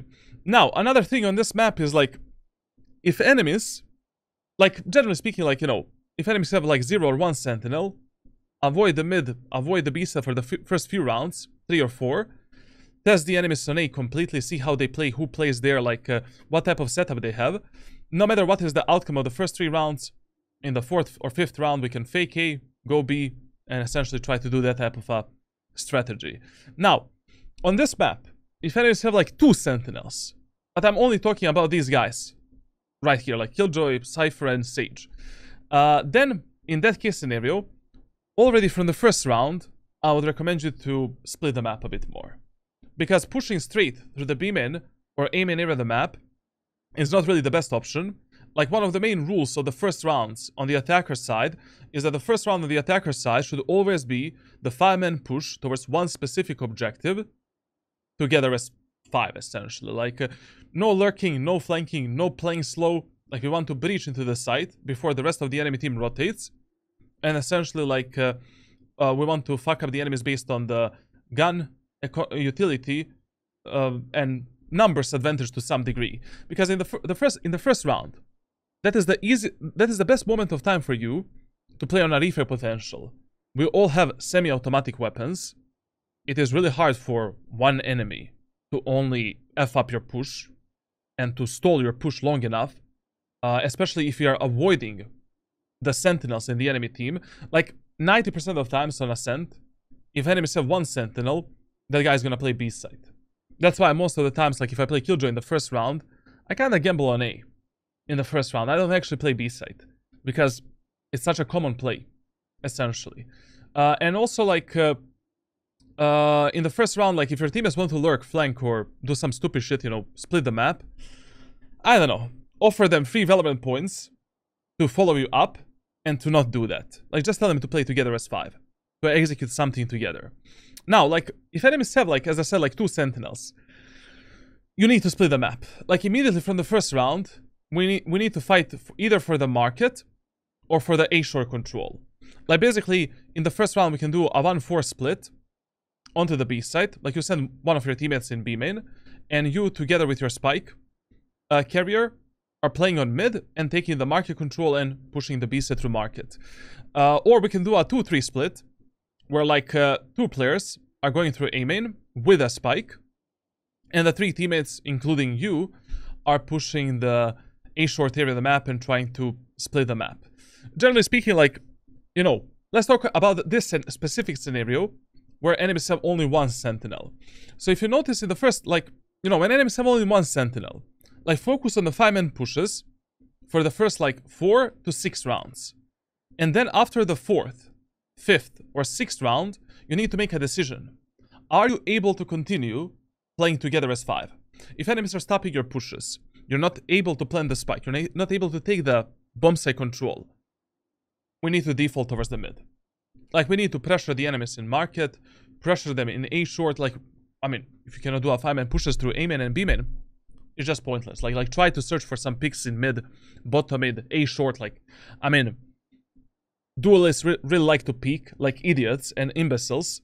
You know, a lot of the times, you know, bottom mid, and here, I don't know, force the operator, even if you're playing Killjoy, peek that idiot, delete him from the map, make the numbers advantage, open one part of the map for your team, and that's it.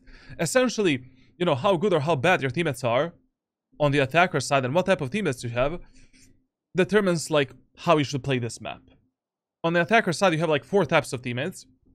Aggressive and bad, aggressive and good, passive and bad, and passive and good. And what type of teammates you have depends how you should play the game on the attacker side. So we will see, like, in this match, in the first 4 to 6 rounds, can we decide what type of teammates you have and what you should have done a bit better during this specific match.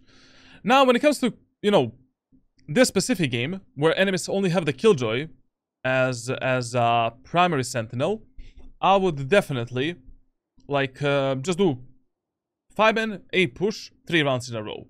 And what I would do with Killjoy, I would definitely buy Classic Pistol, Light Shield, Alarm Bot, and 1 Nanoswarm. If I'm pushing the A set or even B set in the first round. Now listen, in the first round, I don't know how much I can trust my teammates. You know, I don't know if they're gonna able to push into site. I don't know what they're gonna do. And in the first 4 rounds, we need to see what type of teammates we've got in this specific match. That is why, like, in the first round, I'm always using a bit more aggressive setup, an aggressive approach to Killjoy, instead of just playing passively like an imbecile and, you know, relying on my teammates to open the bomb site. So in the first round, we place Alarm Bot right here for the flank and lurk from the enemy team. Essentially, that's it. We're selling all of this space because we're just sending it A. Like, we want to end up A set no matter what, essentially. And we're going to open the site no matter what. Now, as the round starts, we place that Alarm Bot. I look 90 degrees up in the sky, and I aim for the generator from this position. Essentially, what you want to do, like, you want to jump throw, run, and that Nanoswarm, like, you know, most of the times will end up behind the generator. No, not most of the times. It should end up in this position. So while the Nanoswarm is traveling, we're already somewhere here, approximately. And then when the Nanoswarm drops, we activate it. We put the turret behind the enemy's smoke. And the turret, you should always put a bit more diagonally, like this, so it sees the enemies in the A short as well. And then we are pushing together, and we are supporting our Jet, Neon, Omen, Yoru, whoever the hell is executing a site in a bit more aggressive manner. We're fighting together with the turret, with a Nanoswarm, and with our most aggressive teammates on the bomb side. Like, no pussy play, man. No pussy play. Like, just go in with your allies, support them. Now, even if you see that Killjoy is playing A site, I would probably still commit to the A push. Like, it's a Killjoy. You know, like, she only has the Nanoswarms, maybe a Nanoswarm Alarm Bot, maybe 1 Nanoswarm. Like, in the first round, like, Killjoy cannot invest that much, you know, there's one piece of utility that she's gonna be missing anyways. If you're playing against the Cypher or Sage, your push is probably gonna get stalled and stopped on A site. So then you need to, you know, maybe use the 20-second rule, like cut the noise for 20 seconds and then reheat the bomb site together with your allies again. Or maybe, you know, go back on mid, reset your utility, fight for mid, and that's it. So just always remember, in the first round, 5-man aggressive push is the best option on any map, number 1. And number 2, like, always play Killjoy, Cypher, any agent that you play in a bit more aggressive manner in the first round. Like, support your most aggressive teammates, Duelist, I don't know, like, whoever the fuck you have. Like, don't save your Nanoswarms for, I don't know, post plant. Who tells you you're gonna play a post plant? Maybe your Jet is just gonna die from behind the generator. It would be much better if she had this, you know, Nanoswarm, for an example. Then enemies are forced to push here, you know, play a bit more closer, then it's easier to have them up, for an example. So, and also, like, you know, let's talk about this, like, lineup shit. Like, essentially, you know, with Viper, Killjoy, I think even Gecko Molly works in that way. Like, all of these mollies that have the same trajectory. You look 90 degrees up in the sky. The edge of the sound circle on the minimap is approximately where that Molotov is gonna drop. So smart ping the position where you want it to land, look up in the sky, you know, above the smart ping, reach the smart ping, jump, throw 90 degrees, and as I said, like 95 to 98% of times, that Nanoswarm, that piece of utility, will land where it should land at that specific moment of, you know, where you want it to drop, essentially. The reason why I do this, why I risk this Nanoswarm in this specific way, is because, like, I need to path with my teammates. You know, like, for example, if I reach this position, maybe doing this is gonna waste me some time that I can use to support my Yoru, to support my Jet, whoever the hell is entering the site in front of me. Like, losing that timing can be very bad. Like, especially in the first round where you just don't know with what type of idiots you're playing. Especially in the lobbies between Ascent 1 and Immortal 3. Now, let's see what our friend is gonna do here. And in the first round, I would always use my turret for like aggression, and I would use alarm bot to scout the enemies behind me. Now, listen here. When it comes to like this specific buy, so he bought like Ghost and Alarm Bot. In the first round, I would always prioritize on the attacker's side the Nanoswarm, because you don't know what enemies are doing. Like you don't know like how they're positioning. You don't know with who the fuck you're playing. You will have to deny some space for the enemy team as you're executing a site. Even delaying or denying the rotation is also good. But like buying an alarm bot in the first, like you have turret and alarm bot. You know? Fuck it. Like if you already want a ghost, like just buy a ghost, buy a nanoswarm, put the turret for the back like this, and then, you know, use the nanoswarm for the generator, for the tower, for the backside, like wherever you think enemies might be playing at that moment of time. One lineup that is really good on this map is also the lineup for the switch, which I unfortunately don't know. Like basically, you know, you can figure out this in a custom server. That is one of the lineups that is very useful on this map. Like, you see, I managed to do it like without the lineup. Like, I think it's just easier to use utility in this free-form way. But for some spots, you do need lineups. This nanoswarm is good because when you're going for the switch, enemies cannot peek you from the smoke. You know, Charlatan that is maybe using a classic pistol shorty strategy here with a jet, I cannot peek you. And then we can just close the doors, move into the site, and deny some area of the map for the enemy team. So, that's what you should be doing. I don't know, alarm bot and turret. Okay, let's see what he's gonna do. Let's not... my dude has ADHD level maximum. We got this. Okay. Nice try. You see, what is this alarm bot for right now? Like, first of all, you have Aizo and Reina as a duelist. That's the first thing.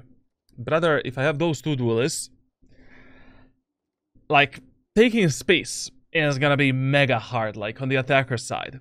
Without a dive duelist on Ascent, you really need to take the mid control.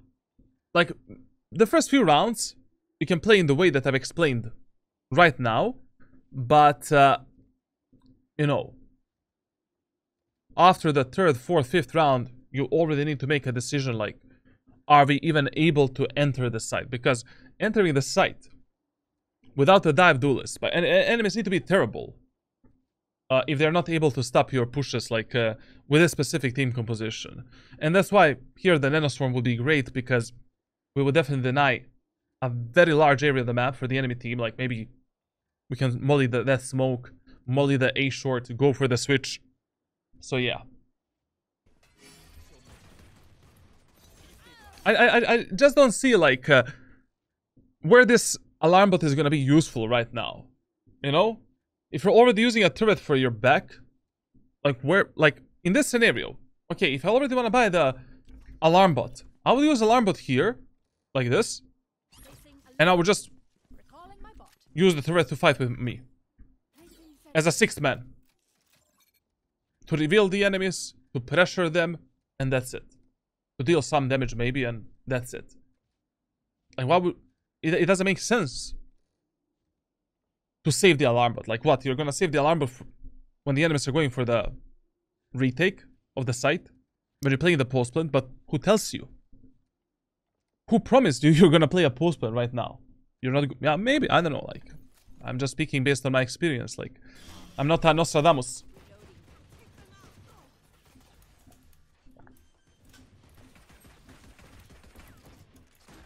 You see here, like, imagine if you had a turret right now. I mean, I don't know what turret would do, but it would definitely slow down and distract that Reina on the rafters a bit, which might give your teammates a chance to maybe fuck up that Reina. You know, it's gonna slow down the Reina's movement. She will be more distracted, you know? You never know. But this is just, like, pretty bad what we did here. Okay, okay. No, this match is gonna be mega hard. Like, I didn't notice what type of team composition they have. Like, your win condition with this team composition on Ascent, in Immortal, and Radiant Elo lobbies is mid-area of the map. Like, doing 5-man pushes with this team comp, like, enemies need to be mega fucking bad. As I said, we can try it in the first 3 rounds, you know? And maybe in the 3rd round, fake A, go B. But already after 5th round, like, if 5-man pushes are not working, you need to fight for mid. You need to take some kills on short, take the market control, then rotate back to B main or some, I don't know, something like that.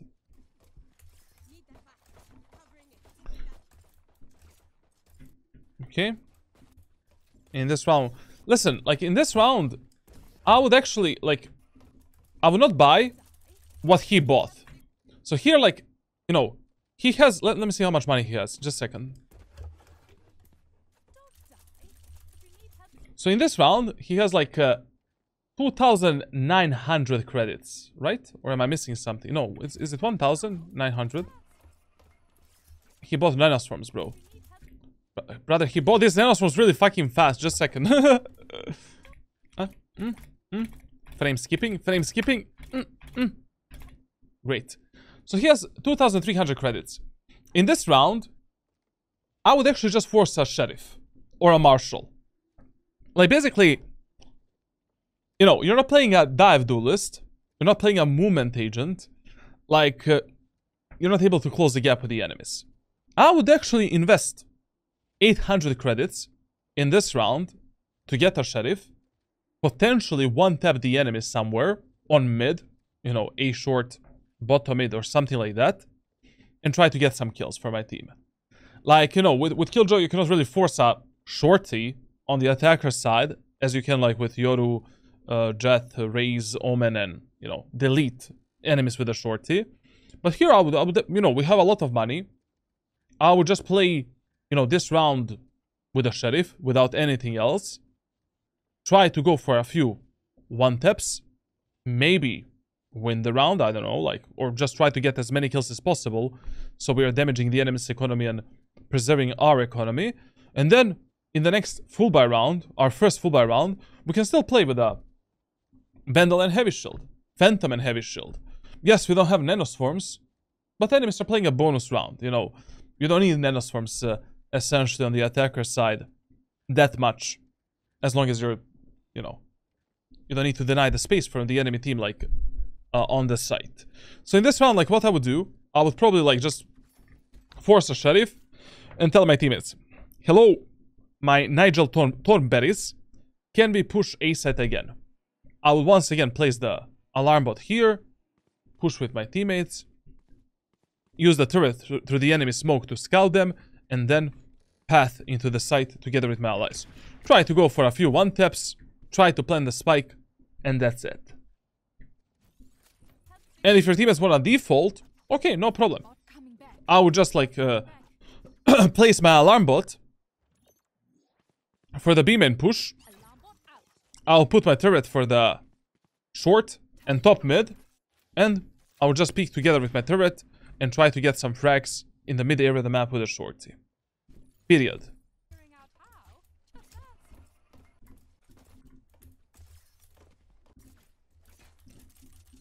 This is ultimately the worst thing you can do in the second round.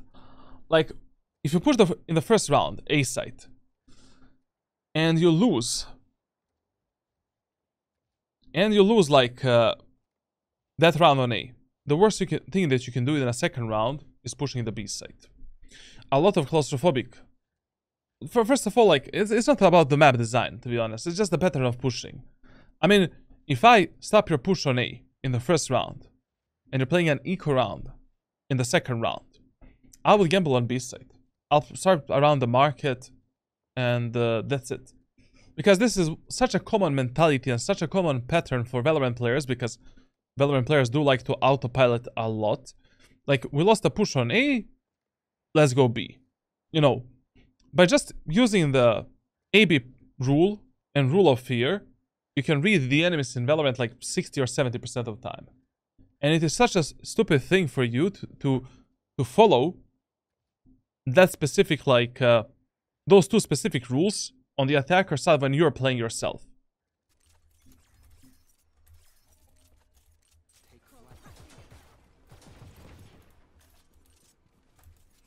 And also, if I was pushing B side here, I would force the sheriff. Because, you know, what people really like on this map is like, you know, they force a sheriff and they're spamming this wall. Or they force the RS or some shit like that. Force the sheriff, wait for the spam, try to spam back. For an example. I mean, you're still pushing the B side, no problem. Like, we can use our turret. We can jump spot the enemies here. Maybe delete one enemy there. Use the turret to fight with us. Revealing the enemies on these positions, like, then clearing the speedway, moving in, like, I don't know. If you still have enough money to buy a Vandal and Heavy Shield in the next round, I would definitely force a Sheriff in a second round with Killjoy. When you lose the first one.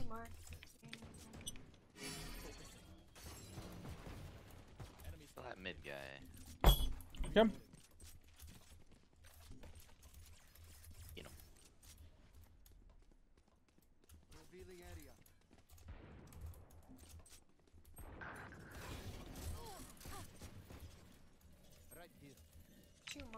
I like this. I like this, like, Sudoku move that he did here. I mean, generally speaking, in equal Halberd rounds, like, your job is not really to win those rounds. Your job is to damage the enemy's economy as much as possible. And try to trade yourself for as many kills as possible. You know? Because, and going for these type of risky plays is usually something that you want to do in these type of rounds. Like, this was mega risky play, but it was an okay play for an eco round to maybe close the gap with the enemies, get a better timing, and isolate some kind of a fight that you can maybe win. Okay, they're both stairs. Okay, I mean, one kill, fine. Ah, 0 bullets, unlucky. Okay. Okay, okay. I don't know, I just feel that it was mega predictable in this round that you're gonna go B. And now, in this round, they're going A. But rather, like, this pattern of pushing you cannot have in Valorant. You simply don't want to do this type of shit. Like, AB rule and rule of fear is something that you should heavily try to avoid, at least in the first, like, 4 to 6 rounds of playing that match. Like, on every single map, in ranked environment, there is some pattern of pushing that is gonna give you higher success rate. Based on the map design, based on economy, and based on team compositions. On Ascent, in this specific case scenario, it is 3 times pushing A, and in the 4th round faking A going B. But okay, I mean, like, enemies are still playing now a bonus round. They have shit weapons. It makes sense to push A side. But also, if I'm playing on a defender side, as the enemy Killjoy for an example, I'm stacking the A side with my utility. And I don't give a fuck. My teammates want me to play B. Brothers. You know, you're Immortal 3, Immortal Hardstack player. I don't give a fuck about you. I listened to what CHARLATAN told me, like, I know that enemies are gonna go A this round. I mean, we don't know, but I have a feeling A is my default site. A is my higher priority. Let's play the retake on B if the enemies go B. Or Sova, rather take that RS and just you know, spam them through the wall on the B side.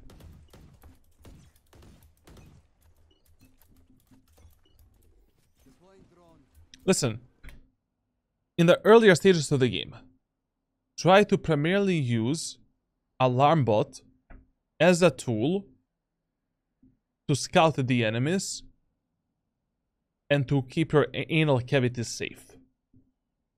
First, like 3, 4, 5 rounds. I don't know, 5 or 6 actually.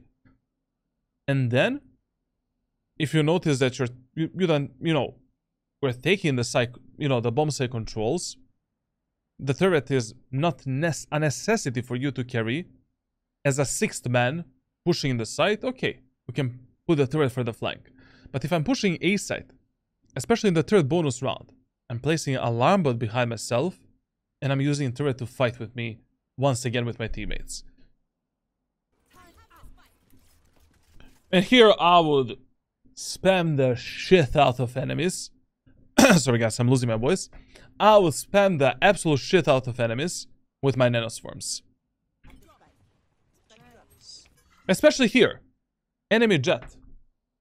Destroyed our drone in the middle of an open area of the map.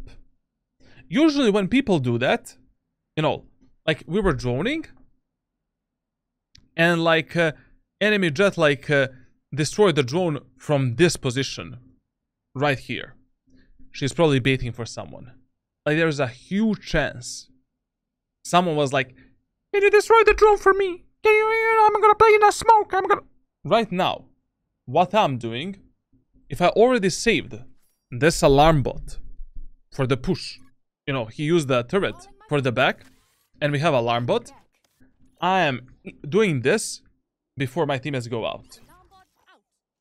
Done. Or if they destroy it, I'm just gonna spam this angle here with the nanoswarms. Like there's a very, very high chance one enemy is playing either here or playing close to the smoke here. And that is something that you should also communicate to your teammates. Like, I mean, I don't know. I just have a feeling right now that there's someone really close to the smoke based on what the enemy jet did. Because usually when players waste their dash ability like this and then, you know, force themselves to destroy the drone, that means that they're baiting for someone.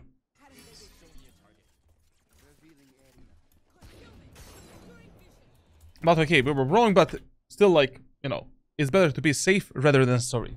Anyways, when you were pushing and executing this site, instead of pulling your knife out and doing nothing, I would have done some nanoswarms. Like, we don't have a dive duelist. Enemies can kill us from an enormous amount of different angles on the A site. There's nobody to really take the space for your team. Nanoswarm, I don't know, generator, nanoswarm backside, nanoswarm box here, nano tower, nano short, nano anything. I would drop literally both of my nanoswarms just during the execute, because nobody guarantees me. No, there's no guarantee that you're gonna play a post plant, that you're actually gonna take the site control, especially not with this type of team composition where you literally don't have a dive duelist, like nobody to enter the site and close the gap with the enemies.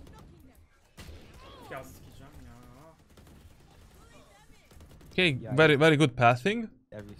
I liked it. Listen, like, especially if you're low HP, one position that you should definitely avoid is this spot here. Like, players in high elo lobbies, if they have a high penetration weapon, enemies planting the spike, you know, bop bop. Bop bop bop bop bop. You're dead. Sova players, lineup players, most of the time, they do the lineups for that. If I somehow magically enter the site with only 10 HP available, brother, I'm instantly trying to get, you know, maybe under the site, trying to get maybe this type of an off angle to fight the enemies like here. And that's it. I'm not gonna stand in the line of sight of this type of shit, this type of shit, this type of shit, this type of shit. You know, walls on this map are built out of paper, and usually the safest area of the map to play is in the literally in the middle of open, right here. As long as your teammates are watching the doors for you, and you know, they're playing on your contact essentially. Also, like, I mean, when you're playing Killjoy, like, you can stack your nanoswarms like for the tower and just deny the enemy's push like from this position. I personally don't know how to do the nanoswarms here, but you know, YouTube is full of tutorials, and you don't need my guides for that. You can also, like, you know, prepare the nanoswarms for the enemy's push from tower, because right now, I mean, you can play the post plant from the A main area of the map and just play a bit more passively, since you have like 10 HP, your teammates are planting the spike, but in a 5v5 post plant like this, I will always try to fight with my teammates, because your teammates can die in less than 5 seconds, and with 10 HP, even if you have like 2 nanoswarms, I mean, like, chances are really low that you're gonna win that specific round.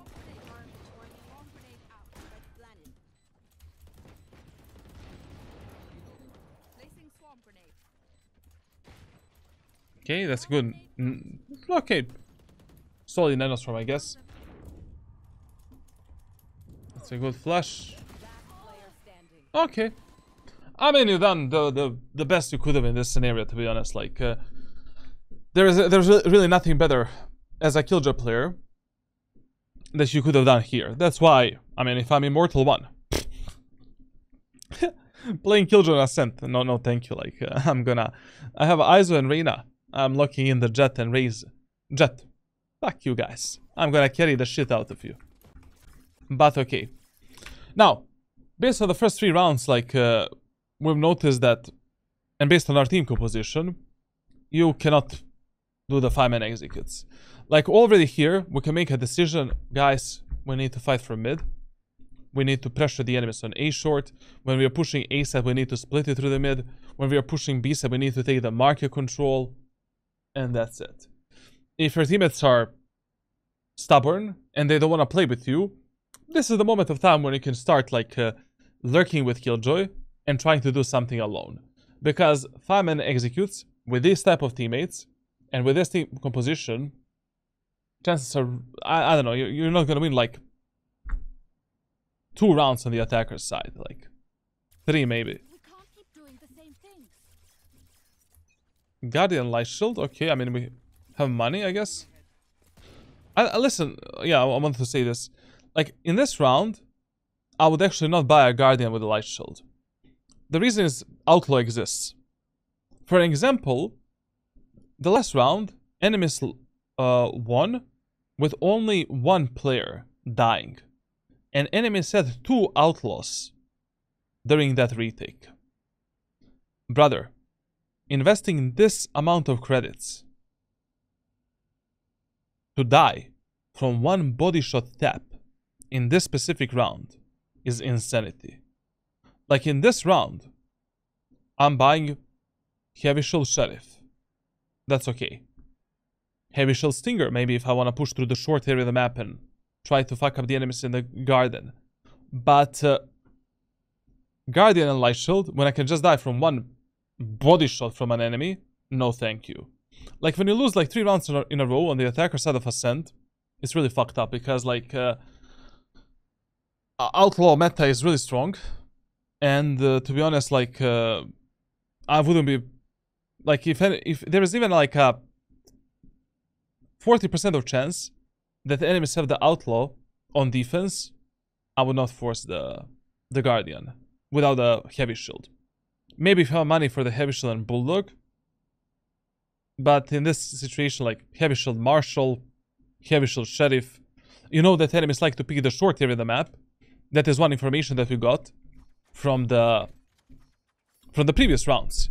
Like, we've seen, like, we've heard and seen enemies pick the A short, like, two rounds out of the last 3. Okay. Buy the Marshal, buy the Heavy Shield, and just go for a swing here, try to get a kill. Why not? It's an eco round. You have nothing to lose. In eco rounds, you really need to play outside of your comfort zone. Like, you need to force some fights that maybe you otherwise wouldn't. You need to test the enemies as much as you can and figure out how to play the full buy rounds.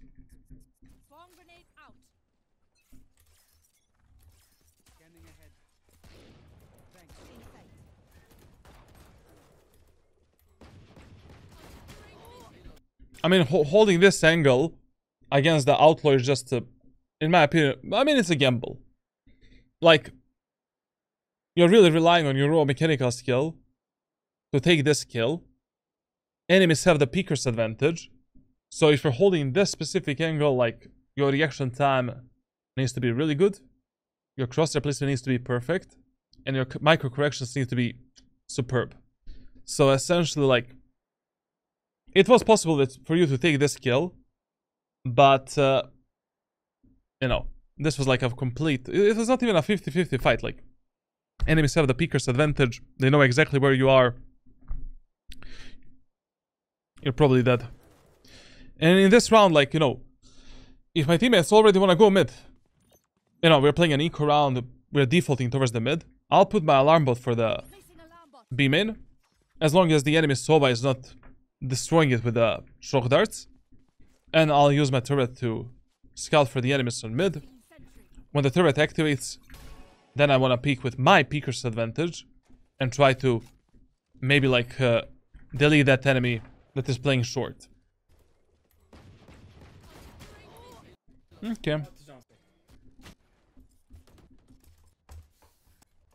And also, like, if you already want to fight for mid, you know, you want to default towards the mid on this map, you always need to have someone top mid. Like, you know, if nobody wants to do it, you should go top mid. Fuck it. Like, my teammates don't want to go top mid. No problem. I'm gonna go top mid. Put the alarm bot here for the push on A site. Put the turret to scout for the enemy's bottom mid. Then, together with the turret, I'm pushing here and I'm closing the gap towards that enemy jet that is short. And trying to maybe surprise the jet and try to get a kill in this area of the map.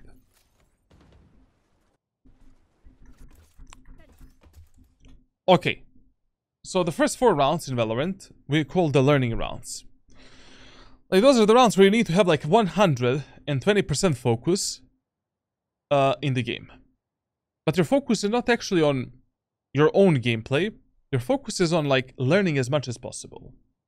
You need to, after the 4th round, you need to have a really good idea how you want to play the rest of that specific half. Whether it is defense or attack. Whenever you reach the 5th round of a match, and you have absolutely no idea what to do next, or you make some terrible game decision in the 5th round,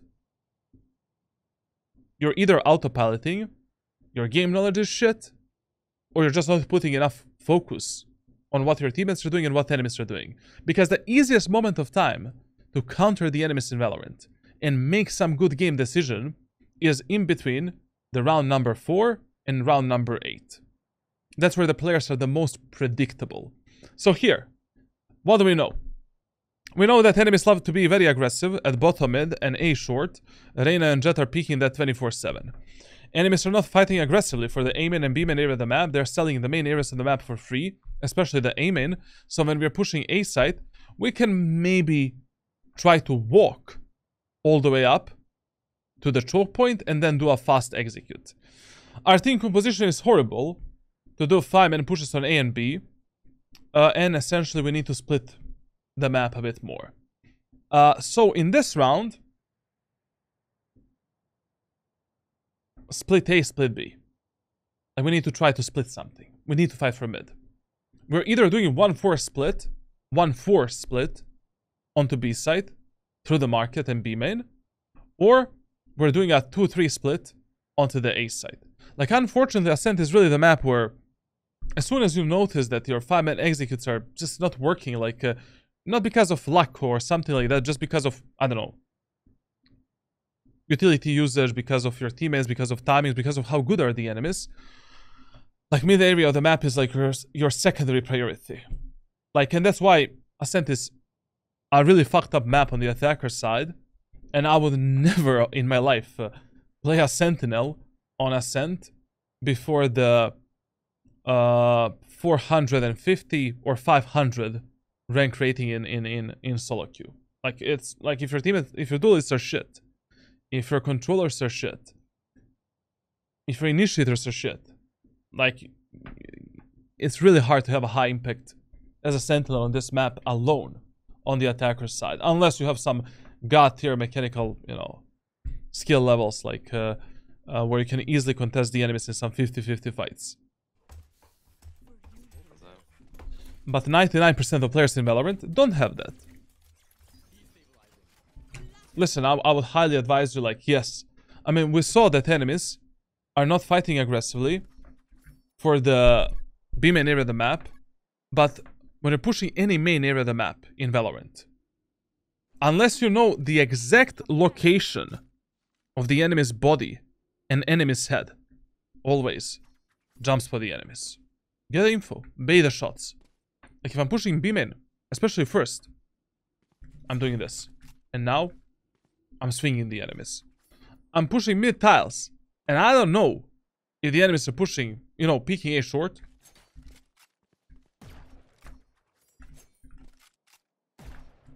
Now we fight. I want to push the enemies bottom mid, you know, from top mid. Now I can swing. Or we can just use the turret. You know? And basically like scout for the enemies.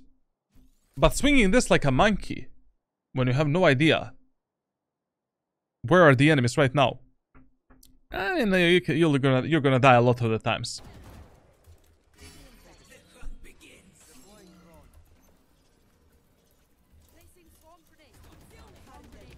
Okay, I mean, that swarm grenade for the... That molly for the market was actually good. But I would also, like, do my secondary molly. Like, when I'm pushing B set, like, usually, you know, what I do with my Molotovs, if I'm not certain whether or not we're able to take a site and whether or not we're gonna play a post plant, I usually drop my molly, like, for the garden peak, for the market peak, sorry, here, and I drop the molly for the stairs. I either want the enemies to peek my teammates from here and here, as we are pushing into the bomb site. And then we just need to clear this angle, and that's it. And once again, like, you know, if your teammates are good on the attacker side, when it comes to, like, 5-man pushes, and your executes are working, like, then your default play with Killjoy should be putting the turret here, and essentially, like, you know, just using the alarm bot, maybe to scout the enemies into that angle, then using the nanos from here, and then going out. But if your teammates are shit, you know, and your 5-man pushes are not working that good, then I would use my alarm bot here for the tiles push. I will take this risk. Very, very rarely players in Valorant go for this type of lurk. And very, very rarely, like, you will actually, you know, like, that happens, like, basically, it takes too much time to complete this specific, like, pathing. Unless enemies have the Omen ultimate or something like that. Anyways, like, your turret is not really scouting the enemies that are here. So, like, use the alarm bot there. Use the turret as a 6th man to push into the bomb site. Nanos from market, nanos from this, fight with your teammates, go out.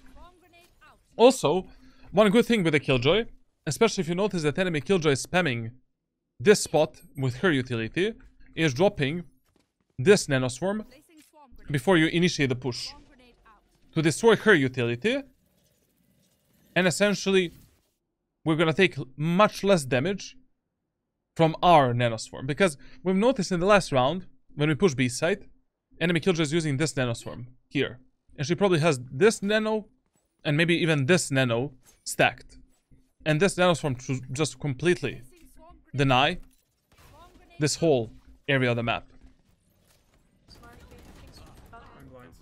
And also, yeah, another thing, like, denying this peak is also good with the nanoswarm. Like, essentially, you know, one of the very common plays which players do is, like, they play here, they wait for you to push and then peek. But if there is a molly here, they cannot, like, jiggle peek this angle. They need to push back. And when you're dropping this molly, like, I mean, you don't need to do some crazy lineup, like, just look in between these two, like, bars on the second window on the right, and just pop it. That's it. Like, you don't need to complicate it. Oh, that's pretty cool.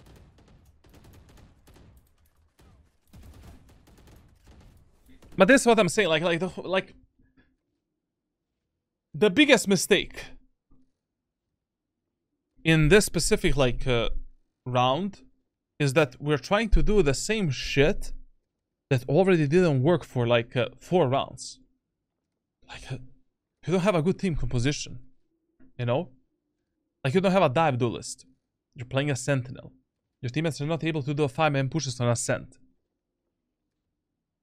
We either split the B set and A side through A short and market, or you lurk. Like, this is the round where I would maybe actually start lurking. You know, try to... Like, what I would do probably is... I would essentially do like the alarm bot for the aim and area of the map. And I would, you know, try to pick some kind of a timing to push through mid. Maybe take the space here. Your teammates are executing a site, enemies are rotating. Maybe I can get on A short based on timing, like, you know, try to surprise the enemies, like, then go into the CT. If this whole match on the attacker side, we just do 5-man pushes, we're fucked, essentially. Like, 5-man pushes and 5-man executes is the best approach in the first, like, 4 to 6 rounds. You know, if enemies are not able to stop your 5-man executes, the match is already won. You know, like, if you don't have a solution for the enemy's executes on a defender's side, then, you know, you better find some better solution to, like, play the retakes, essentially. You know, stay alive, sell them the site, and just play 5v5 retakes. So, like, but if your 5-man executes are not working, like, we need to lurk, flank, split the map, default a bit more, and try to search for some picks.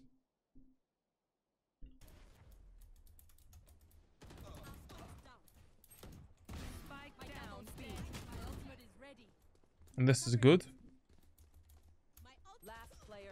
I don't know, here, man, like you sold the shit out of your Astra. Like, after these 3 kills, yes, I know that, and you know, one enemy can be on the site, enemy can be on the CT, enemies can be in the market, but if no one is giving any callouts, like you're not telling your Astra, hey man, let's go back, hey, let's cut the noise. Like, if there's no callouts, whatever the monkey does, you follow the monkey. And monkey is your Astra in this specific, like, case scenario. So essentially, you follow these type of gorillas. You know? Like, Astra pushes into the B side, you push together with Astra. Astra takes a fight, you take a fight with the Astra. You make sure that you have the proper gap to support your Astra and to refrag her. So here, if my Astra is taking the spike, moving into sight, I'm, once again, if I already have the Molotovs, using one of my mollies for the stairs or for the market, denying that peek of the enemies, and moving with her. Like, the best way for us to win this round right now is to play on the refrag potential. And if your teammates don't want to slow down and they're moving like this, follow them up. You actually heard one enemy in the market. Instead of holding this angle, you should have pushed forward. Like, one of the main mistakes, like, that I see, like, in this medium elo, you know, Ascent 1 to Immortal 2, players don't really pay that much attention, like, on efficiency of their refrag potential. Like, a lot of the times, you're not actually holding an angle or pathing good enough to support your teammates and to play with them, to refrag them, to fight with them. That is something that, you know, the only way to fix that is, like, putting more focus on that problem for an extensive period of time. Like, there's no training that can teach you that. Like, just ask yourself, if my teammate is on a position A, can I refrag my teammate from position B? Or do I need to take position C? Essentially, like, here, you holding market, like, you know, doesn't do anything.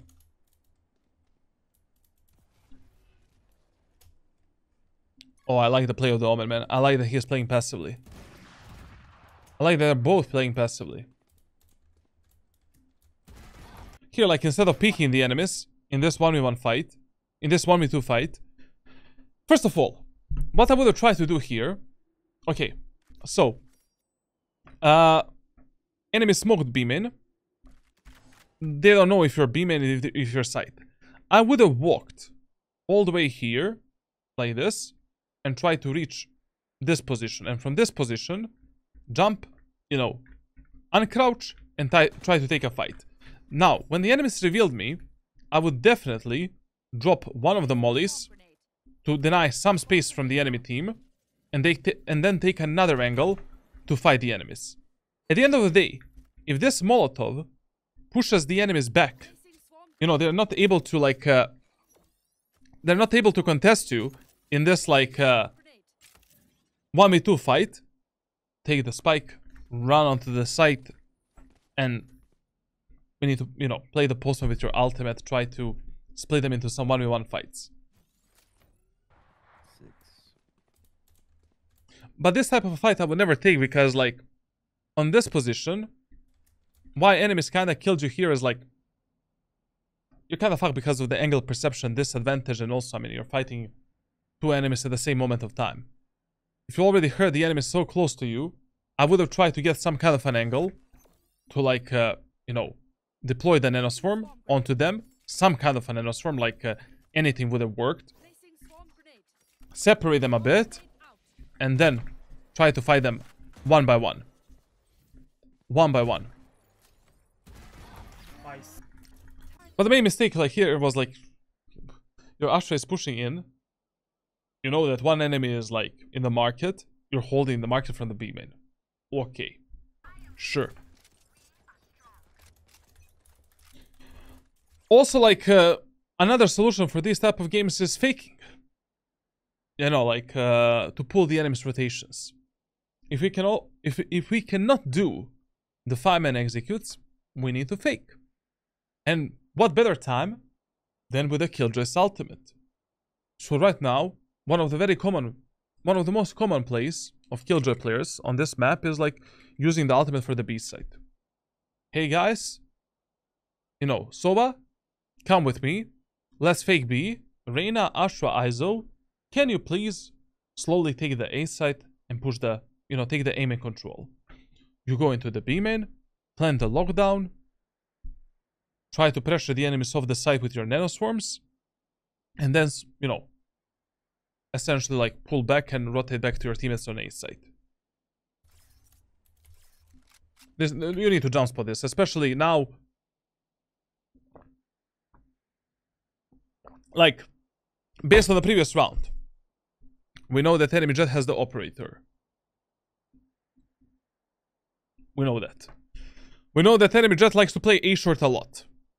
Let's not be stupid. Like, picking tiles into A short without jump spotting an enemy right now, complete Sudoku move.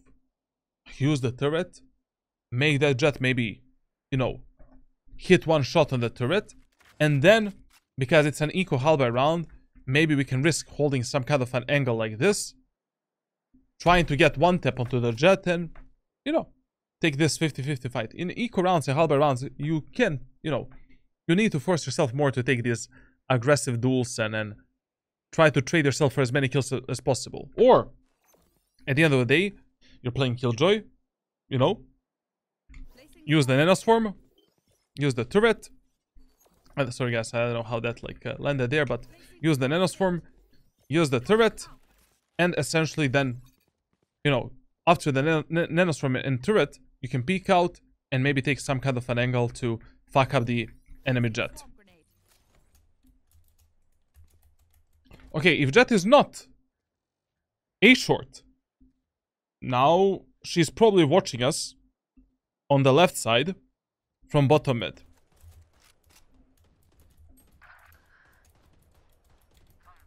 Very good, very good that we jump spotted that angle, because it was such a huge chance that enemy jet is actually, you know, sniping us from bottom mid right now. But if the jet is not A short and not bottom mid, that means that you know, she's somewhere with the op in the fucking main areas of the map.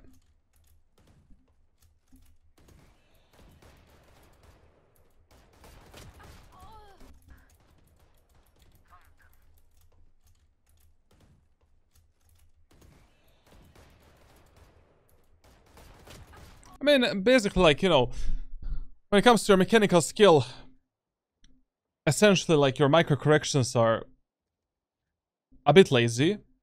Your wrist aim is not that good, to be honest. And I generally don't like speaking about mechanical stuff on my, during these live VOD reviews, and I'm not gonna cover them live on stream. After this VOD review, based on every type of gunfight that I've seen, and every type of shit that you've done, I'm gonna give you some kind of an aim training, maybe some sensitivity recommendations, and we're gonna talk about this in the private messages. Like, this gunfight here was so easy to win because, she was also slowed down by the bullet of your teammates, and like, this ain't good.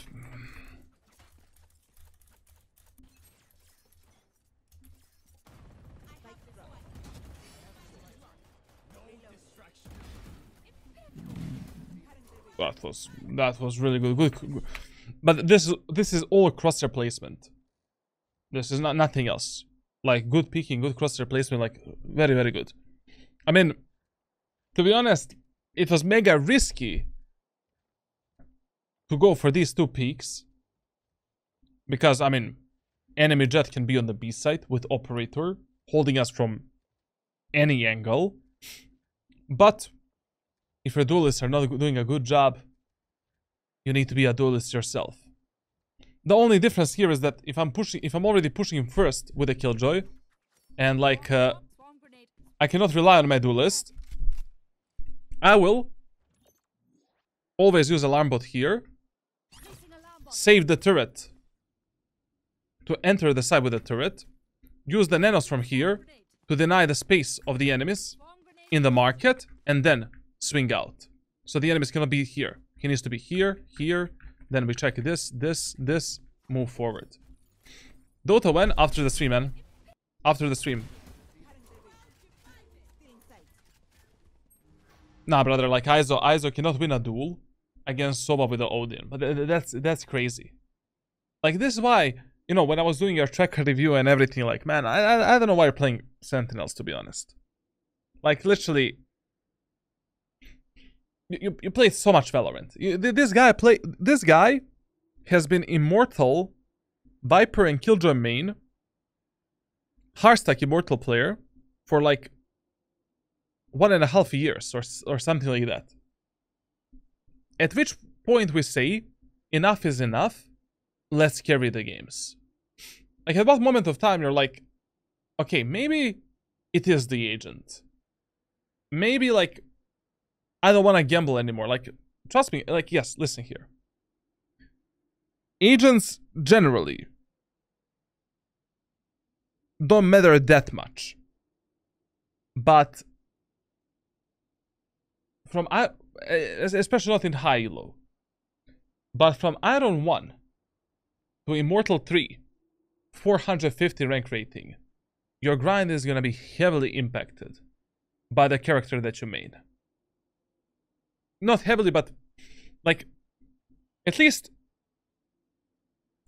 like I would say 30% of the games that you lose, if you played some different agent, you could have won it on a different character instead of filling or playing some kind of a shit such as, I don't know, Killjoy, Viper, and that type of crap. Like, for example, like I have at least like, so thus far I probably coached like 4,000, I don't know, 100 or 200 players, I don't know anymore. And there's enormous amount of cases where a player is maining like I don't know, like he is maining someone like Killjoy, for an example. I put that player on some other role or some other character such as Jet, Raze, Omen, Clove, Chamber, Gecko, Gyoru for like 2 months, 3 months. He improves like 10 times faster. It doesn't matter that agent doesn't suit you at that moment of time. Like, some agents just improve different types of skill sets, give you different chances of winning your games in Valorant. Like, for example, like, you know, the main problem is like, I don't know why you guys like to, a lot of the players really like are hitting the same fucking wall with their head 24/7, and they never learn. I don't know at which point it is just enough. At which point you say like, okay, my head hurts, brother. This wall is not gonna break. Let's get out of the comfort zone. Let's grow. Let's try something different.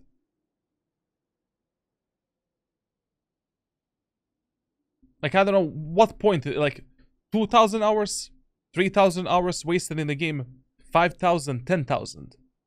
What is the point?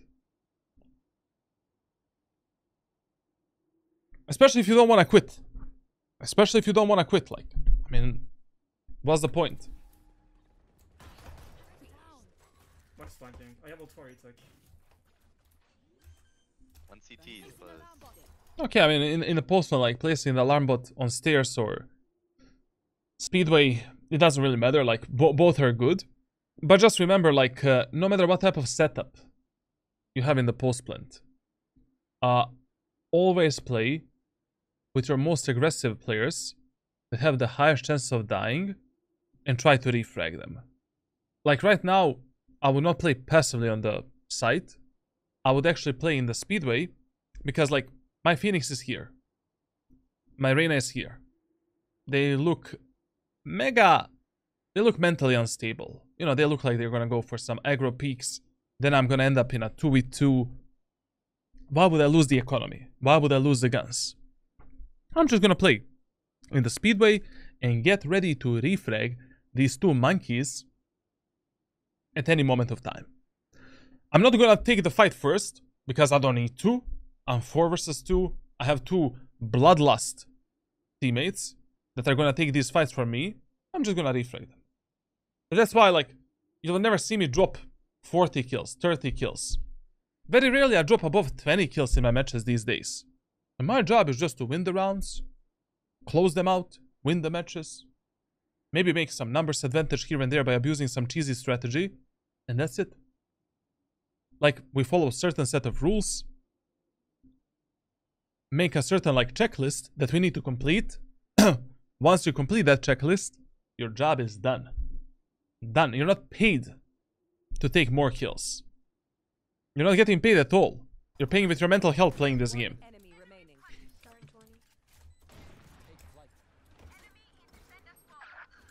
So here, like, you know, you should have been there for your Reyna. You should have been there with your Phoenix. Astra, actually. It's Reyna and Astra, not Reyna and Phoenix. You should have been there with them. You know? Support them. Play with them. What's the problem? You know, right now, it's almost impossible to lose this round. I mean, you have the ultimate, you have the everything, but the reason why I would play with them is to also save our economy. I mean, we lost 6 rounds in a row. Our economy is in trenches, like it's shit. Maybe we can save the life of these 2 Sudoku seppuku idiots and save the overall team economy by playing on a refrag potential and playing together. Nah. Oh no, there's no way we'll lose this, like, there's no way.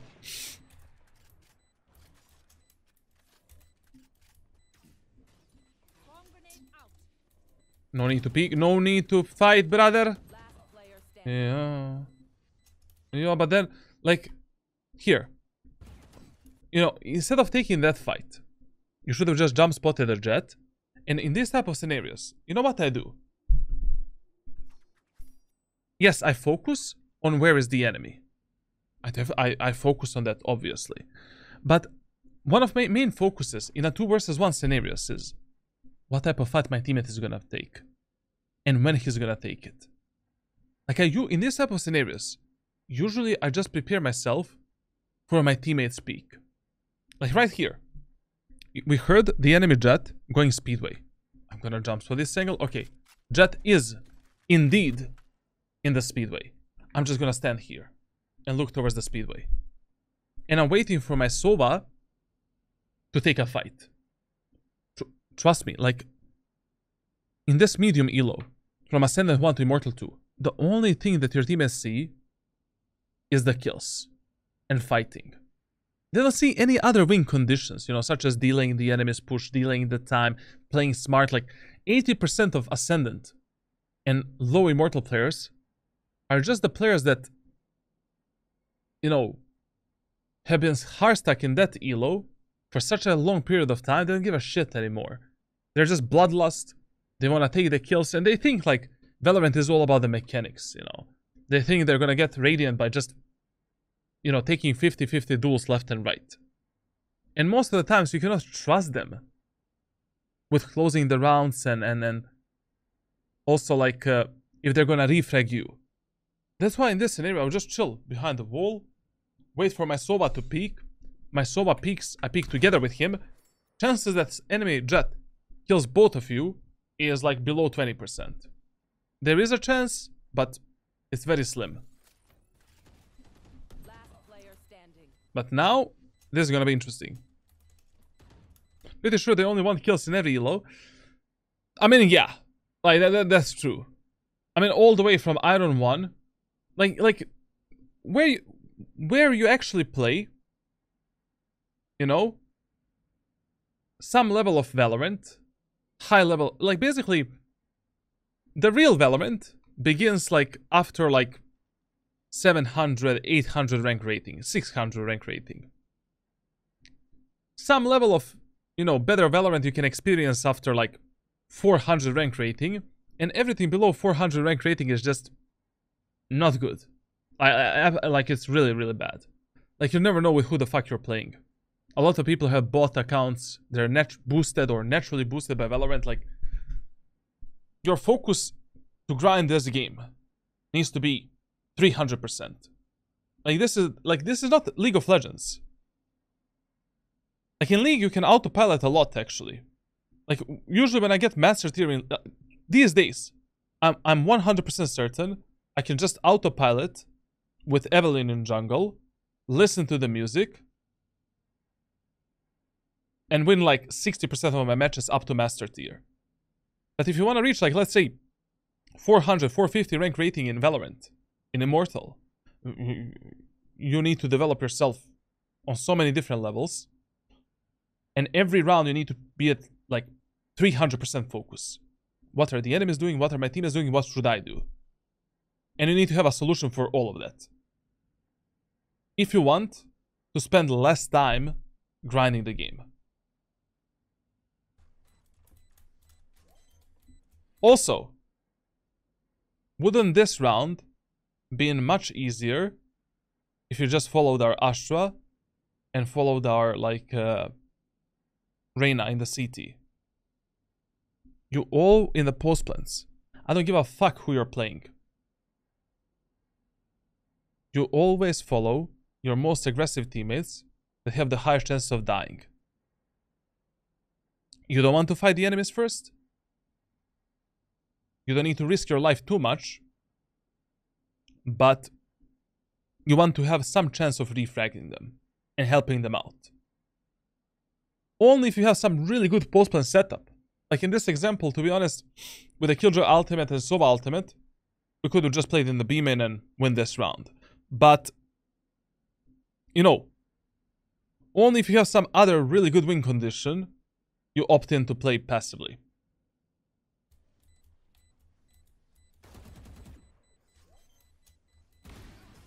Okay. I feel that his crosshair placement is really nice. His crosshair placement is not bad. Movement is not bad. Like, the main thing that he kind of struggles is, like, micro corrections and, like, those fine-tuned adjustments. I don't know what type of mouse he's using and on which sensitivity he's playing. And also, I don't know, like, I mean, I don't see his hand cam, so I cannot tell, like, what's happening in terms of the wrist aim, but it seems like he's not using the wrist to aim at all. Like, it's just all the whole fucking hand, or it's just bad. Okay, lurking here is fine. Sure. Why not? Why not? But to be honest, like in this round, if I'm lurking mid, I would actually put the turret, you know, I would put this turret Here. And just play around it. Because this turret allows you to actually get all the way into short, and you still have the cover for your anal cavity. If I'm lurking from tiles, and I'm playing alone on mid. Because this turret is gonna deactivate if he goes short. I don't know about this play here, like, I mean... Your team has got 2 kills on A. We made a true numbers advantage. This is a very rare occurrence in our gameplay. Like, this is one of the rare... Like, this is the second round where we have numbers advantage, actually. Right now, you know, when you're going for the lurks and flanks, there should be a moment of time where you kinda abandon the mission. You know, this is the moment of time, and you need to consistently adapt what you do based on the situation in which your teammates and enemies put you in. Right now, your teammates put you in a situation where, like, you're in a true numbers advantage. Enemy Killjoy has the ultimate. So what enemies are probably gonna do right now is ult the garden and retake the A site. In this scenario, I want to connect with my teammates as soon as possible, and maybe even kill the enemy Killjoy before she places the lockdown. Because, you know, whenever enemy Killjoy has the ultimate, you cannot play post-plant on A site passively. Brother, what? You're gonna wait for this to explode, and then die from the nanoswarms here? You're cray, bro. You're just crazy. Literally crazy. So, right now, I would abandon this lurky mission through the market. It was okay to go through the market when your teammates were initiating the push on the A side. But now, we go back because we have other win conditions or other, like, checklists that we need to complete in order to win this round. This is waste of time. Waste of time. Waste of time. Waste of time. Waste of time. Waste of time. Now we actually started doing something useful, but... Okay. Okay. Okay. But you should have been short. Like, you should have been short at this moment of time. Like, when the enemy Killjoy... When the enemy Killjoy planted the lockdown, you should have already been close to the A short. And ready to play with your teammates that are pushing this Killjoy's ultimate and this Killjoy's lockdown. Like, that decision making will make a huge difference. Like in your grind in Valorant. Like, your decisions in this silo, they need to be mega precise and, you know, really, really fast. Essentially.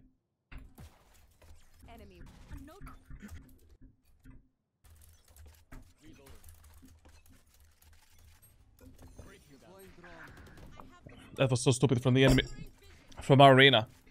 Listen, if your teammates are, like, you know, peeking the enemy in short, that has the operator, every single round, drop this molly and just, you know, try to pressure that enemy before your teammates die. Or, like, you know, use your turret before your teammates peek and reveal the enemies. I don't know, like this. Or simply... You know, the best moment of time for you to buy operator on the attacker side is when the enemies are way too repetitive. Like, even if I'm playing Killjoy on the attacker side, I'm gonna buy the operator if the enemies on defense are already very repetitive. And they repeat the same peaks. If that jet is always peeking short, get her out of the server. Get her out of the map.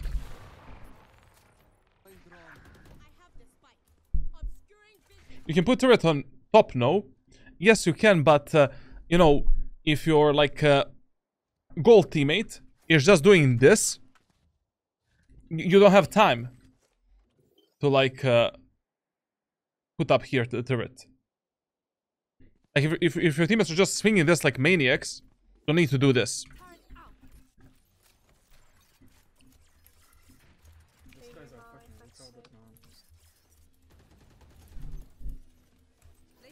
Okay, finally we started doing that. That's good. Alarm button's down.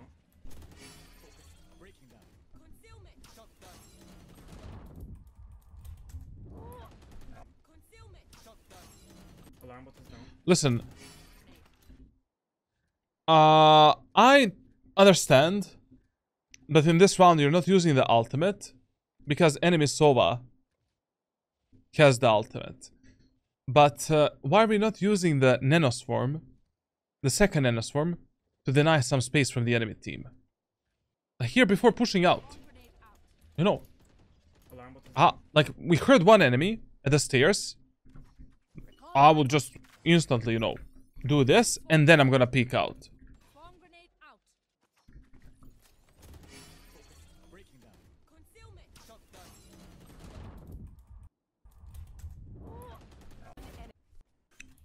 And I don't know, like these rounds were mega lucky. Like I really don't know how we won. You know, the last 3 rounds that they won, they didn't win them because they did something good. They didn't because enemies like made, like, I don't know, they hit some crazy shots and it was just insane. Like I don't know how are we even 3-6 at this moment of time. Like this was mega lucky to win these 3 rounds. Like already from the 4th or 5th round, they needed to fight for map control. They needed to pressure the enemies on mid, take maybe the market control, short control, and then decide what to push next.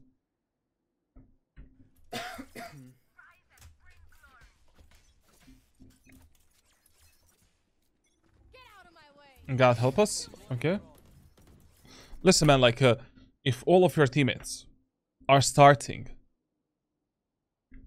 from the mid tiles here, and there's no one top mid, we need to have someone top mid. Like, we cannot let the enemies, if you're already fighting for the mid control and having some kind of a strategy on mid, like, you have 4 teammates that are pushing like this, start on, you know, in aiming, drop this alarm bot, this turret, now let's fight. Like, we need to have this control. More space. Because if the enemies just smoke you here, what? We sold all of this space for nothing, essentially. You know? That's a huge problem. I mean, it's better for you to play with your teammates on B. You know, if you're already playing Killjoy, yes, it is better for you to, like, play with your teammates that are pushing through Link. Because then you can give them the, you know, turret, you can give them the alarm bot, and you can support them from the B push. I don't know, man. Oh, we're splitting the B side, actually. Okay, okay. Well, listen, man, like, personally, what I would advise you, if you're splitting the B side or A side, always play with your teammates on mid. Because if they don't do a proper job, you're fucked. Like, if 4 of your teammates die right now, you're fucked, essentially. There's no going back. So, if my teammates are splitting the B, through the B main and A main area of the map, I'm just using the turret here to scout for the enemies in short, and enemies that are behind us on mid, and I'm pushing with my allies here. I'm using my alarm bot. After we take this space and this map control, I'm probably gonna use my alarm bot, like, for the market. You know, basically, like I'm playing on a, you know, defender side. And then we push onto site. We can retrieve the turret. And then we can then place the turret again for some kind of a post plant. But relying on these idiots to do a proper job on mid, stupid. To be honest, in this round, I would just, I don't know, like, send the ISO in the B main, and just, you should be the one fighting with your teammates on mid. I don't know, I generally like generally in Valorant, like, your trust levels should be like 0 when you notice, like, that you have these type of teammates like he has. Like, these guys don't give me, you know, I wouldn't trust them with a penny, to be honest. Like, to put it that simple. Yo.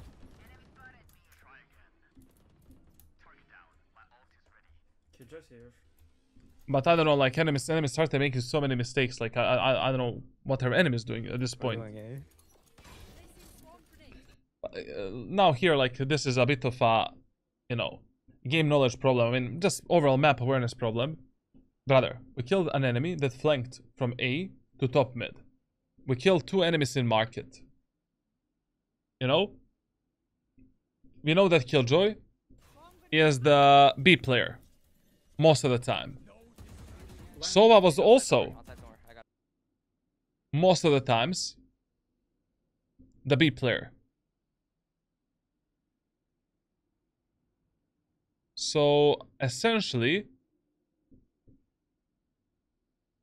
I would just end up on A in this round, but whatever. Like, I mean, we have the ISO ultimate, so we can push in, I guess. But the problem here is, like, I would definitely clear the whole site and check the backside, the boathouse, because I don't know, you know, kind of like position that most Sova players default on this map is B site. They love to spam the wall, you know, with a stupid Odin and stuff like that. So check everything. Check everything.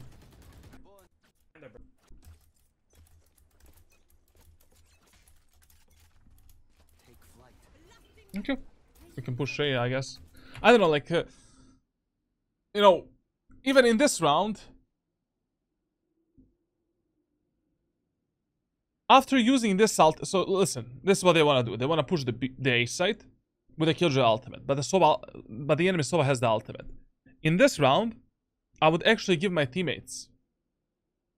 Actually, I would play with my teammates. Fuck it, like it doesn't. Maybe we have the Astro ultimate as well. Yeah, it's okay. Executing A side here is okay. I mean, enemy Sova is definitely gonna destroy our ultimate with his ultimate. I mean, there's no way he's not gonna do that. Maybe, I don't know. Like he's still low immortal. But yeah, let's see how this round plays out.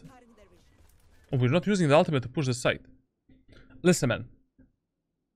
Don't on the attacker side, don't save your Killjoy's ultimate only because it's gonna be destroyed by the enemy's ultimate. At the end of the round, at the end of the day, it's like 0-0.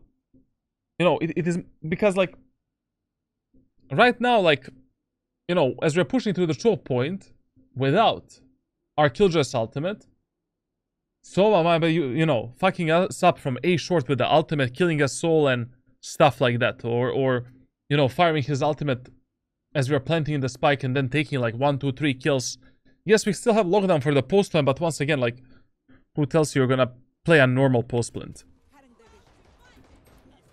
And you definitely need to, like, start, like, when you have these type of teammates that just you cannot trust when the bomb set executes, you need to start using aggressive molotovs, you know, and using your turret more as a 6th man, essentially.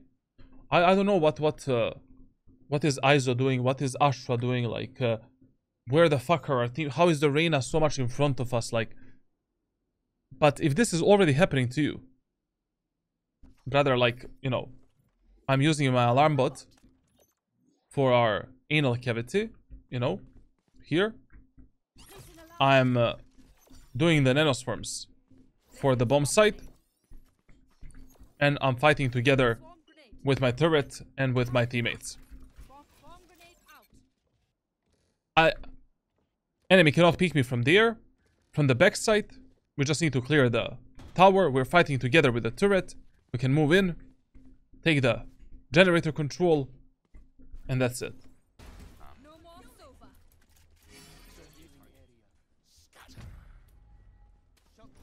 Main. Cancel.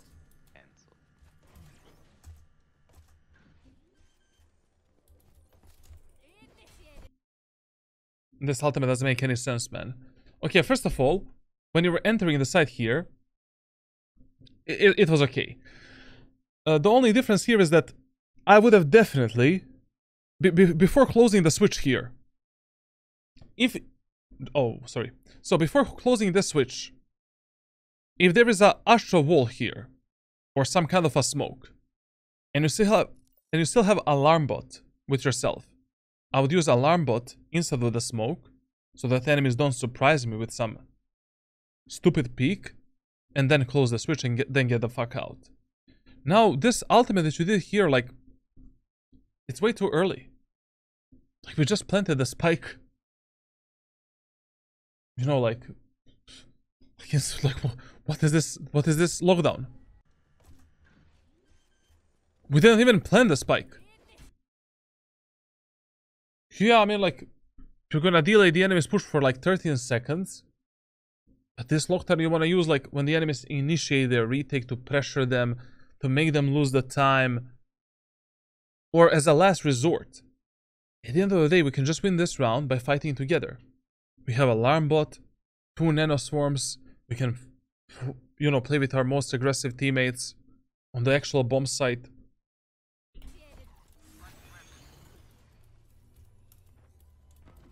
I don't know, this was way too premature.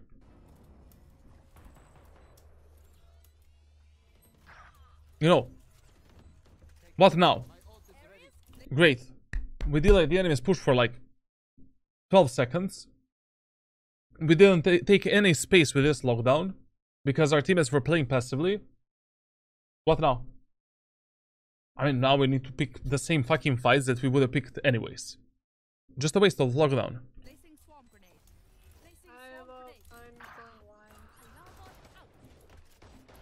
Like, it would have been much better for him if he just played with his most aggressive teammates and play on a refrag potential. And use the nanoswarms to maybe pressure the enemies on the rafters or in the A short, something like that. I mean, the best idea in this round was to not even play on the site. We have the Killjoy's lockdown, 2 nanoswarms, 2 shock darts. We have the Sova ultimate. We don't need to play on site. But if your teammates don't want to play with you, you know, you need to play with them. Small lead, sure. Small lead. And also, like, listen, when you're using the mollies on the spike, really try not to... Don't... in the post plant. Don't stack the spike immediately with 2 mollies. If I was the enemy Killjoy or enemy Sova, I would instantly, like, you know, shock dart or counter your nanoswarms with my nanoswarms. Or I would just spam this position with a few bullets and probably destroy at least one of your nanoswarms. Like, when the enemies are going for the, you know, when you're playing the post plant, yes, sure, like, you can send 1 nanoswarm on the spike, but save the second nanoswarm. If the spike is already in the line of sight, or if you have like some kind of a lineup for that plant spot. I mean, here, like, you don't need lineups. Like, literally just aim up here in the sky, look at the sound circle, jump, throw, and that's it. Like, and now we can just hold this. Enemies are tapping the spike, no problem. Ba ba ba ba. That's it. You know, the simple rule is like, yes, you can put 1 nanoswarm on the spike during the post plants, but save the second nanoswarm so that enemies don't destroy both of them if they are trying to counter them with utility or with some kind of a random spam. Very good pull out of the shorty. Not bad, not bad. No. I mean, like, this whole round, like, our team should have just played in the A main and played the post plant like this. But I mean, you cannot control that in ranked solo queue. And the main negative thing from this round is that I think that lockdown was mega wasted, because when he plays the lockdown here, like he did it. Plus, he also did it like this. Listen, guys, when you're placing the Killjoy's lockdown, it is same when you're planting the spike in Valorant. Like, the direction in which you look at depends where this circle is gonna end up. Like, you're not placing this lockdown like this. Why? Because you're giving this space to the enemy team that they can use to peek you from the rafters and kill you. Like, enemy Reyna or somebody in the enemy team peeked his teammates from the rafters because of this lockdown. They had the confidence to do that play. But if you have this lockdown, then enemies cannot peek you from the rafters I mean, they cannot cross this line. And if they go for the aggro peak, they're fully separated from the rest of their team. Essentially. And we can maybe deal with them on tower, and, you know, these guys cannot help them out. Or at least they're not going to have the confidence to help them out. Like, don't make this such a stupid mistake, you know, like, direction in which you place the lockdown. Come on, man. Like, we're not playing in gold, you know, like, it's the same as planting this stupid lockdown here. Why would you do it like this? Instead of this. Well played, monsters there.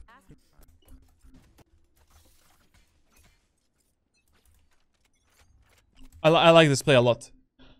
I like this play a lot, but let me see the enemy's economy. That was good actually. Yeah, I mean, enemies don't have money for any snipers, and you know, in this round it's highly unlikely that enemy jet is gonna go for a peek on short. But I like this play. Enemies did peek the short.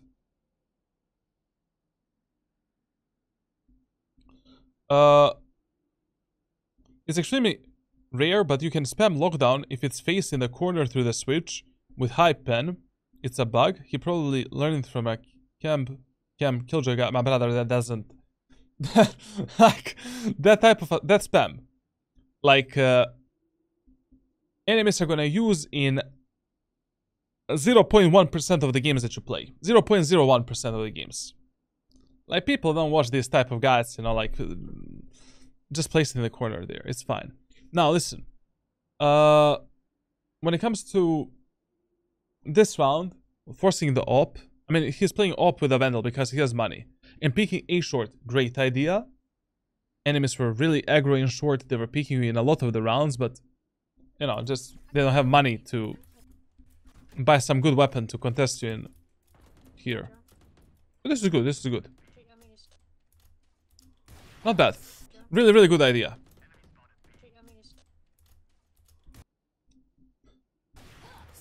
But, yeah.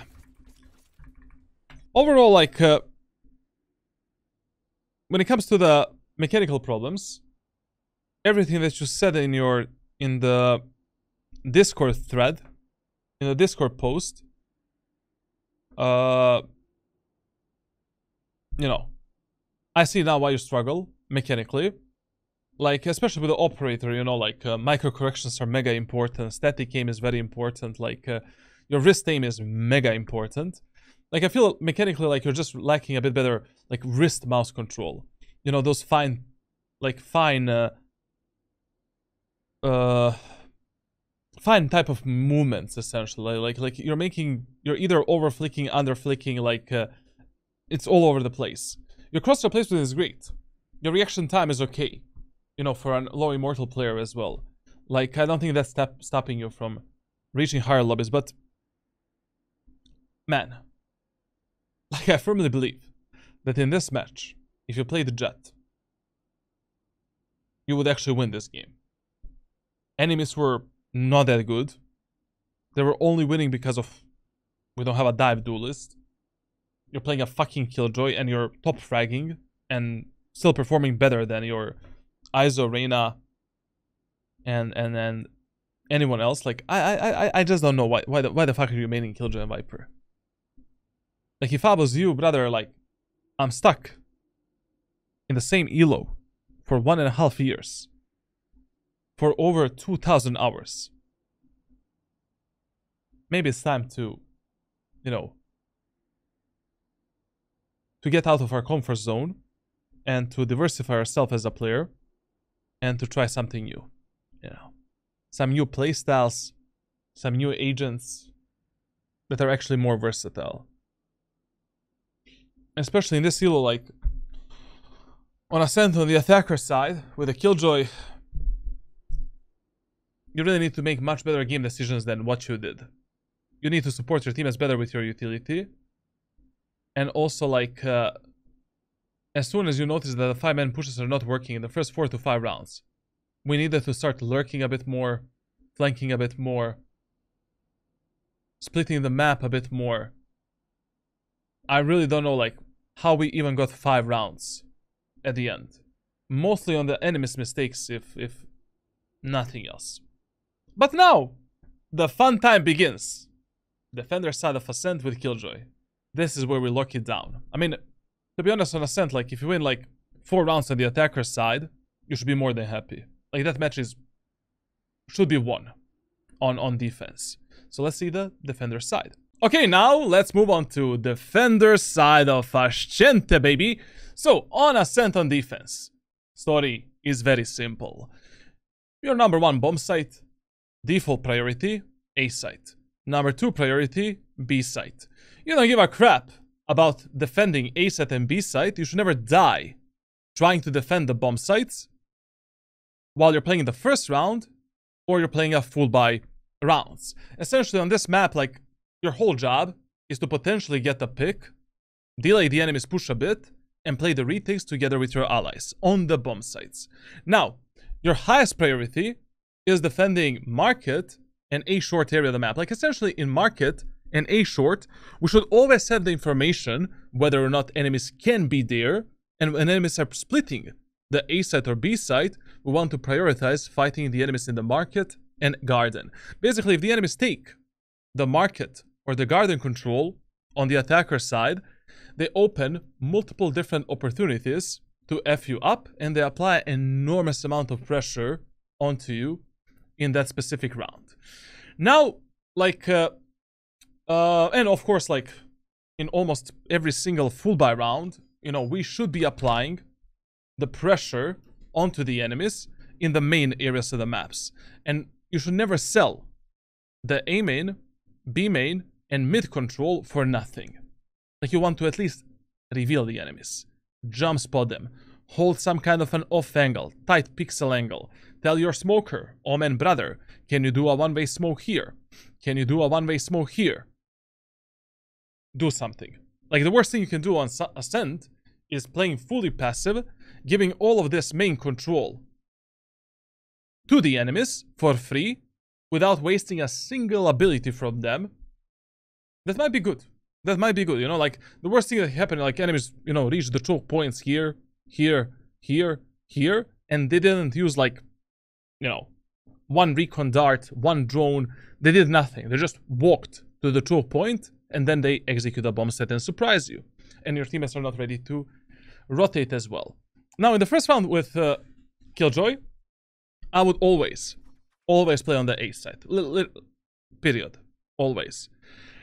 And, you know, with Killjoy, you can do the classic pistol shorty strategy that I usually teach on Ascent, you know, telling one of your teammates to bait for you, playing here and then destroying one enemy. But I think with a Killjoy, to be honest, just go with a classic light shield, 2 nanoswarms, and that's it.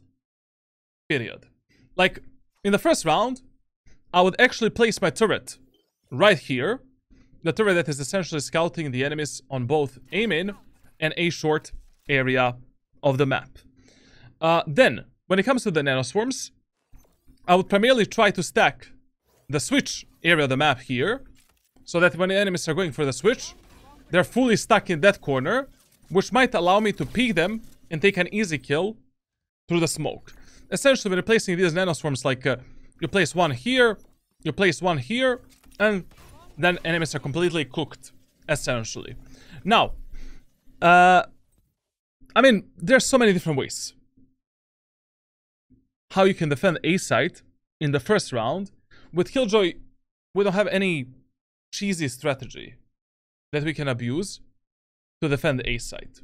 Like, you should still start semi-aggressively in the A main area of the map, even if you're doing it alone, you know, at least jiggle picking this angle, getting the info for your team, jump spotting the enemies, and then going somewhere on the side. But if you're playing alone on the A site, I would just recommend you leave the site open and play retake with your allies.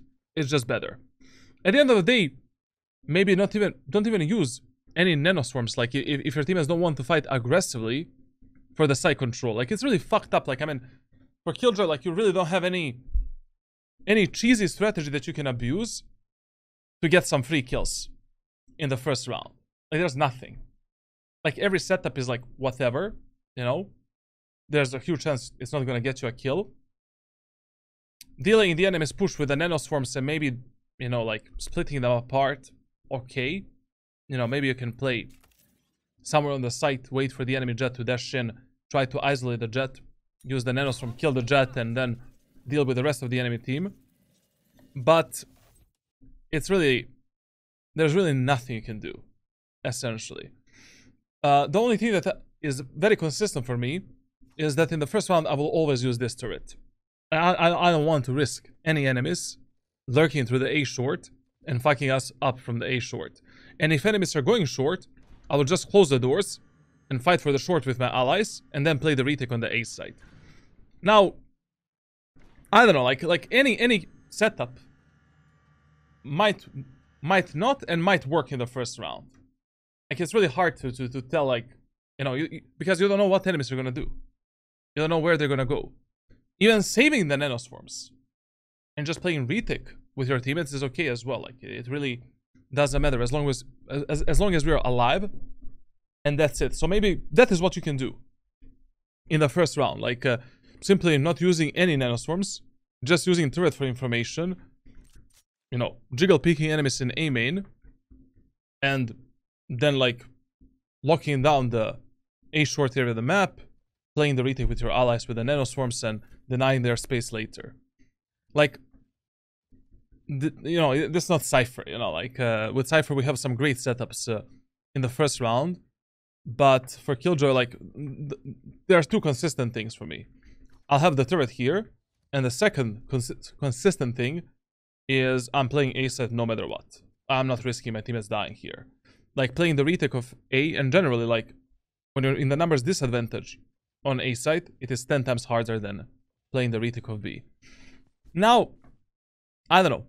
You can also force, I don't know, like Sheriff if you want, to be honest, and try to one-tap the enemies. Like, that's also okay. You can go for the Ghost, contest the enemies from the common angles, off angles, try to maybe get a pick while they're pushing in.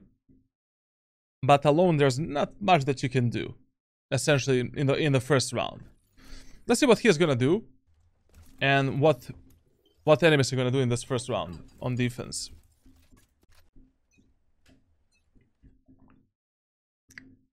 But there is one consistent thing that I'm gonna do on the B side if you're already decided to play B side in the first round. So if I'm playing B side in the first round, I'm going for the classic shorty play. Essentially, this is the turret that I would put in the first round if I'm defending the B side. Like this. It looks at the market, sees the enemy there, sees the enemies here. So, it's doing its job. Now, in the first round, I'll buy the classic light shield and shorty. Put the shorty here, jiggle pick the enemies in the A main area of the map, and wait to see if they're pushing. If the enemies are pushing in the side, I will just walk towards the speedway, drop the classic pistol here, and pick up the shorty. When the enemies are close to me, in the speedway, I will just bop, take a kill, and then focus on the rest of the enemy team. And that is usually what I do in the first round, and also the eco rounds and halberd rounds, if I'm playing on the B side, you know, in those type of rounds. Now, I just, you know, this setup here is quite default and common. Listen, if you notice that, like, this is a default, like, you know, alarm bot for the Killjoy on Ascent.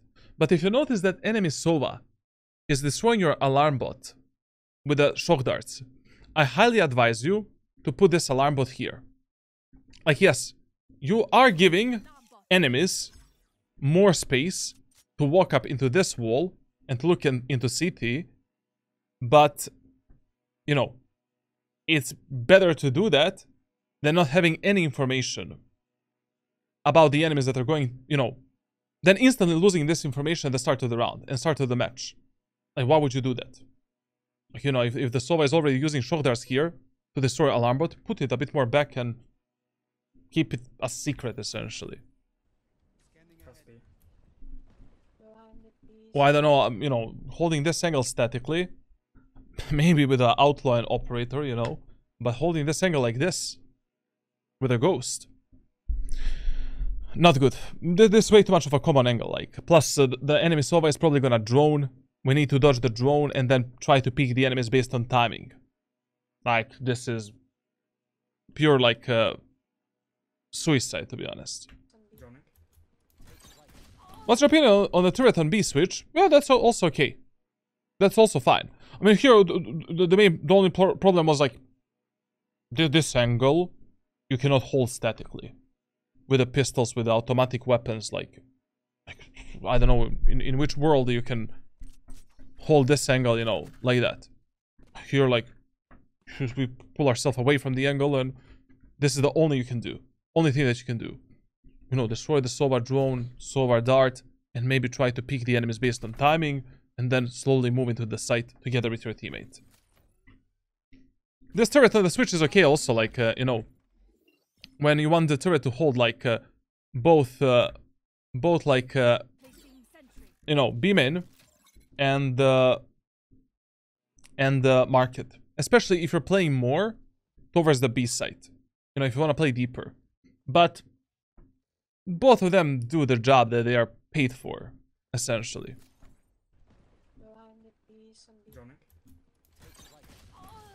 I don't know, like this peak, I don't want to talk about it, like, remember one tip, like, in the first round, on a defender side of Ascent, at the end of the day, it is just better for you to play a 5v5 retake, rather than doing anything else. It's okay, it's fine. Like, literally, this is the main round in which you should focus on team play, refrag potential, some shit like that. Now, in this second round, change the rank top? Yeah, sorry. In this second round, I will always play Ascent again. Simply because it is much harder for retake.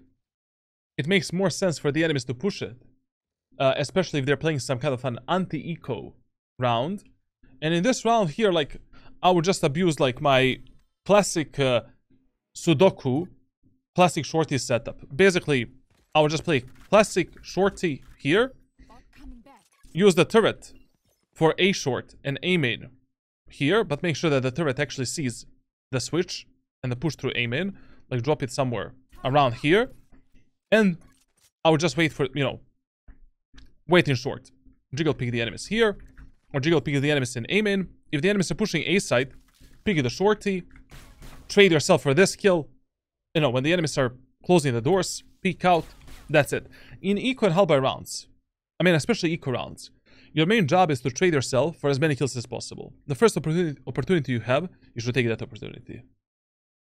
We're building the ultimate, damaging the enemy's economy, and giving our teammates higher chances of winning that round. Now, if you win the first round, same as with any other agent, I would force the outlaw with a light shield, turret, alarm bot, and the rest of the money goes into nanoswarms. And I will basically place my alarm bot here for the mid, like this. And I will place my turret, essentially like for the A site, like this. And I will go for the aggressive peek into mid tiles, holding the mid. If enemies are pushing A, okay, we can try to delay and stop their pushes with the outlaw, rotate towards the rafters, and try to contest them in these long-range fights and go for bop bop. If the enemies are pushing B, no problem, reset your turret whenever it is not useful for you anymore, and just, you know, play the retake of the B side. Now, in this round, this guy is making a bit of a mistake. I mean, in the last round, you saw that when enemies are executing B side, they're using the Omen Paranoia. If they use it in the first round, there is a huge chance they're going to use it in this round as well. In this round here especially, if I wanted to play B side, like, I would once again just use this passive turret here to scout for the enemies in B main and, like, market area of the map, and just use a classic shorty here. Like, that's the best bet for you to get one free kill. Like, you start with the classic and shoot the Sova's recon dart, take the shorty, wait for the enemies, bop bop, enemy jet is dashing in, bop bop, take a gun, and continue the fight with the enemies. But yeah, here, like, this is a suicide play. Like, I don't know, man. Like, Omen is gonna paranoia sex, you know. You should have played like a classic shorty here, 100%. And I mean, against the Sova drone, if you don't have anyone to destroy the drone, you can never play in this angle. Like, you should have just played Speedway with the classic shorty, maybe even backside. Like, we're kind of stacking the B-set in this round anyways, so maybe they're not going to expect you at all. So what, can you break my drone here? And yeah, like, in the full buy rounds, you know, kind of your default setup on B-set with Killjoy should be, you know, getting this information with the turret, using alarm bot like for mid-market, and you know, when it comes to the nanoswarms, like,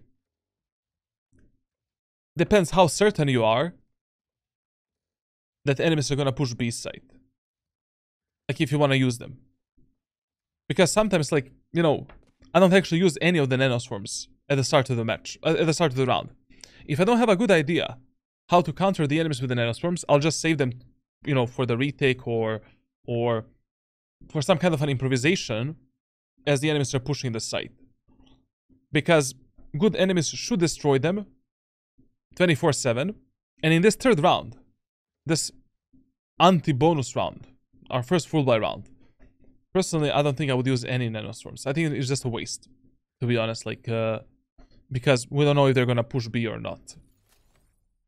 I'm gonna cross. I don't know what, like, this is okay, this type of a play that they're going for. So what he wants to do, he wants to get into that corner and play a double bait setup with a Sova. This might work, even though the enemy Omen is using Paranoia, because, like, who the fuck is gonna expect, like, you know, Sova and Killjoy doing this play? But this type of a play I'm not gonna do in a round where enemies have an economy disadvantage compared to me. Enemies are playing a bonus round. They have shit weapons. They have, like, Spectre, Stingers, classic pistols, and only enemy Reyna has a Vandal. This type of a play you want to do when you're in some kind of a disadvantage, or, like, both teams are equal in terms of economy.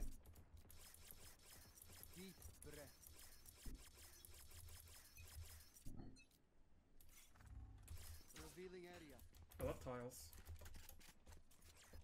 Oh, listen here, like, when you're pushing the beam in area of the map, please be more methodical with angle clearing, and pay attention what type of a dart your Sova gave you at that moment of time.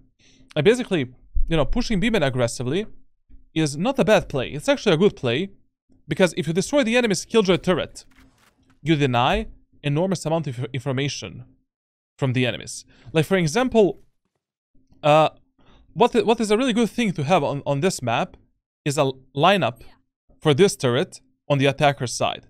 Because denying that info every single round, and this info, is a really good thing. Like, for example, you know, you can figure out some kind of a lineup.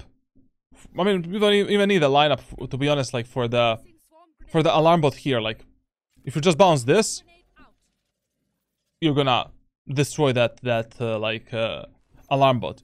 If you just bounce this Molotov from that wall there, you're probably gonna destroy the, you know, just run and throw, and that's it. Like, those two lineups are good. If enemy Killjoy on a defender side is, like, way too repetitive with her utility usage, because then enemies don't know if you're gonna be market, if you're gonna be, like, beam in, especially if your teammates want to play a bit more slow-paced game on the attacker side. I personally don't know any lineups for this shit. Like, literally, you know, just figure them out in a custom server. Like, YouTube is filled with these, you know, lineups and shit like that. I mean, we can do it right now, but it's just a waste of time, to be honest. Like, just figure it. Probably there's some kind of a crap that you can do from here. Like, look at the sky and, I don't know, like, in the middle of the cloud and middle of this, and just chuck it. Like, we're pretty close, so you can figure it out for that spot. Now, same on the attacker side as well. Like, if your Sova already gives you a dart here, and you're playing B main, okay. Going a bit more aggressively to scout for the enemies, and to potentially destroy the Killjoy turret is a great idea. Because we deny that information for the enemy team, and essentially, like, you know, they need to be aware, like, are they pushing us? Like, maybe you're gonna delay their executes, maybe you're gonna F up their plans by simply destroying that piece of utility. But if I'm pushing B-main here with a dart that is there, I need to clear this angle. Like, Charlatan can be holding this. I love to hold this position a lot in this specific way, and to take an easy kill with the ADS and just delete one enemy. Clear that angle, you know, jiggle peek it, jiggle peek it, jiggle peek it, and then destroy the turret and go back. After you destroy the turret, like if you're pushing alone, just go back and maybe in some of the rounds, like eco rounds, halberd rounds, you can push in. I love tiles. But here, like, you know, pre-aiming immediately onto Killjoy's turret. That's a Sudoku move, man. Right through the wall. To be honest, you should have been dead here. Markets, outside market. Okay, good. For my team. That's too low.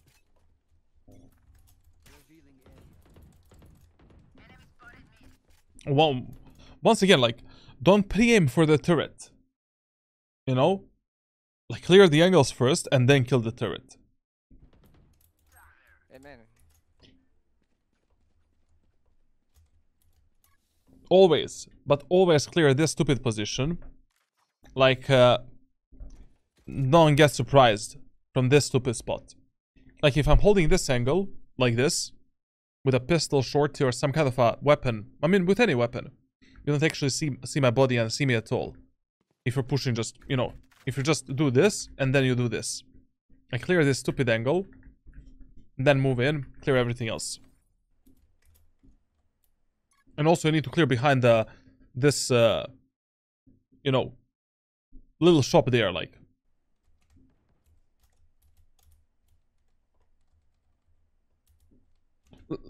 Whenever you're going for the flanks and lurks, on both attackers, defender side, it doesn't matter. Like, you need to clear the angles. Like, the enemies can be anywhere and everywhere. If you don't know where are all of the enemies, you don't know if the enemies are playing default, you don't know what enemies are doing, you don't know if enemy Killjoy is maybe hiding right now somewhere waiting for you to push, especially because in the last round you did an aggressive play. Like, if you already want to go for these plays, be methodical, you know, take your time. I think they're just chilling. It's better than dying from behind. I think one stop net.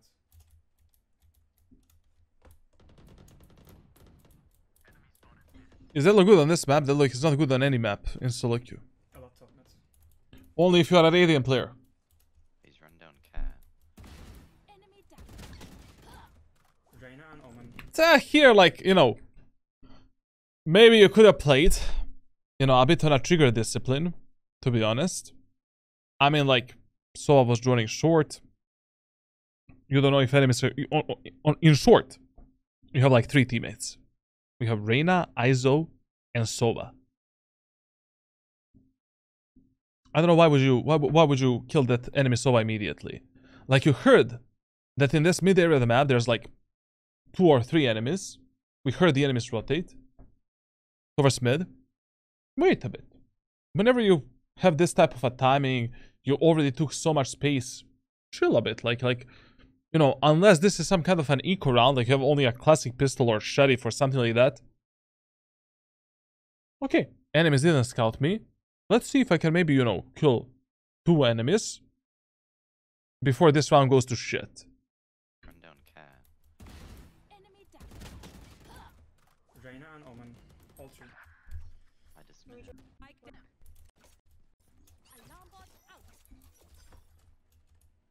Okay, this setup is absolutely fine. So basically, you know, doing a turret for the market and for the beam area of the map, doing an alarm bot for the speedway, nanoswarms for the speedway, fine, sure, it's okay. But when you have this type of a setup, you need to play a bit more aggro in the beam area of the map. Like, you need to jiggle peek or at least hold some kind of a tight angle to get the information for your team. Like, we cannot sell this area of the map without knowing whether or not enemies can be there. And we cannot allow the enemies to walk up towards this position.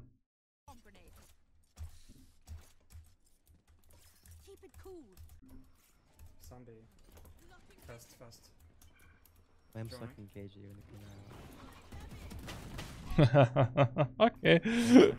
Okay. Okay. That's my play, you know, like that's something that you can definitely expect from Jet players in equal half by rounds. Very good. You know, nothing you can do here, essentially. Like from now on, be aware of this play. Next time when the enemies are equal half by, you know what to do against this Jet.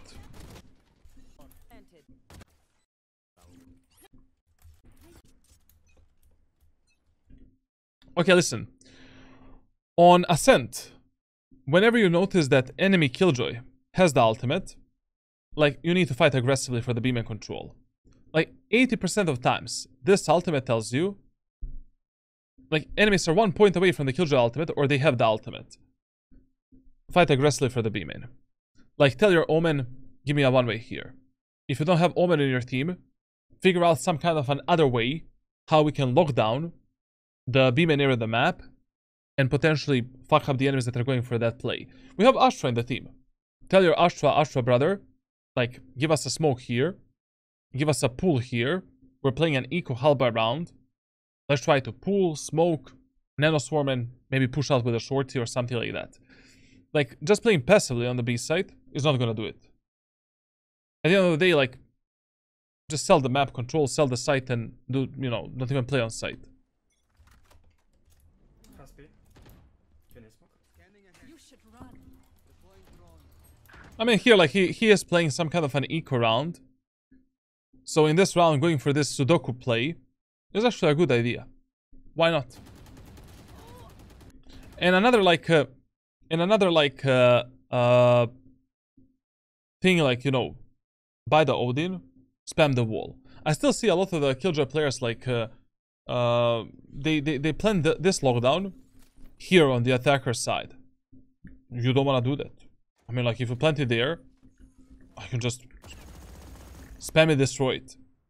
So, at the end of the day, you can buy some high penetration weapon and try to destroy it. Like, you know, this is the lockdown that you need to go for, essentially, with Killjoy. And then, like, we're using the nano swarm for this position through the window here, and just chucking it into the boathouse. Like, there's some kind of a lineup I was using from this spot. Like, once again, all of these lineups you can just figure in the custom server yourself. And anyways, it is much better if you figure out your own lineups, because it's going to be easier for you to remember them. And, you know, it's essentially, it is what it is. Now, this play that he was doing, like, in the secret round, sure, fine, like, whatever, it's okay. Like, I mean, there's nothing for you to do, like, in this round if your teammates don't want to fight aggressive. Like, as I said, it was much better in this round to just sell the site and just play retake. If your teammates already don't want to fight aggressively for the beam in against the Killjoy with the ultimate, because it's such a common play, and there's nothing for you to do about it alone as a Killjoy player. Like, you cannot stop the enemy's push, you cannot outplay them. There's nothing to do. Like, it is what it is, like, essentially. So this play that he did, okay, sure, fine, like, nice try. Let's move into the next round.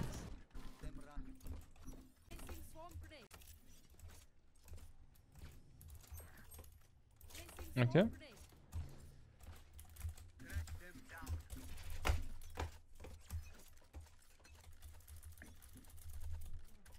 Fast B. Okay, it's totally fine also that he is playing the B sides, you know, mainly, because we could, essentially, in the first 2 rounds on Ascent, I would always play the A side. And the 3rd, 4th, 5th, 6th, and all of the other rounds depend on what enemies primarily love to abuse, and where enemies, like, had more success rate, and also what type of pattern of pushing enemies are using. So in this match, yeah, like, enemies they don't have any real pattern of pushing. They're really focused on, you know, pushing the B side primarily, so sure, you know, you can play on B.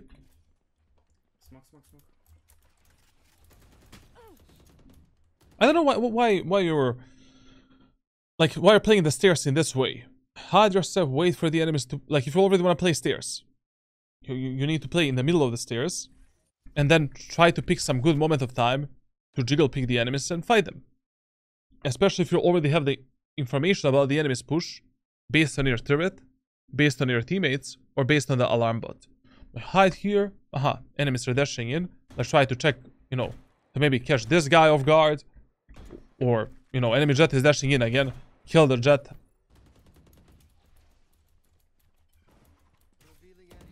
They stopped. Stay A, stay A. Up A. They are all mid It's over. Tree guarding.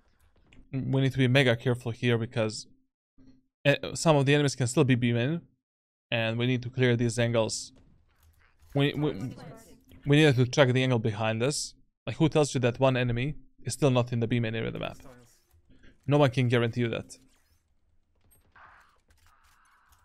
And going for this push was totally fine because he did hear, you know, one enemy running from the B main late. So catching this enemy off guard and making a sandwich out of him with your arena, sure, fine. One enemy They remaining. look for retake. Ulting in this scenario would be absolutely stupid. Whenever you have a true numbers advantage on both attackers and defender side, just play a refrag game. Let's say this ultimate, when we are like 5v5, 4v4 on a retake, or we need to stop the enemy's push, we want to counter the enemy's Killjoy ultimate, or like, you know, we are in some kind of a disadvantage. But using the ult here, what? Yeah, just fight. Very good.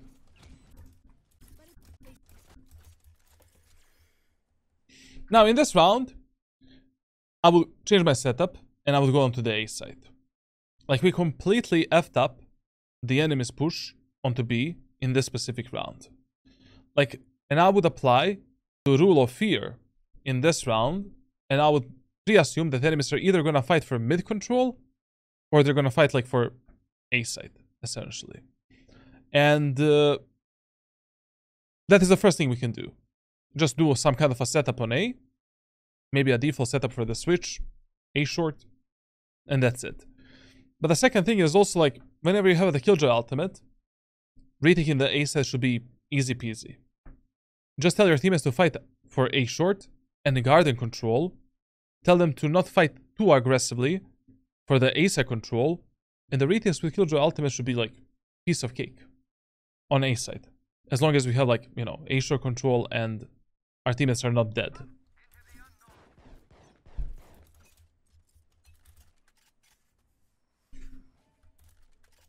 out of my way. Close B.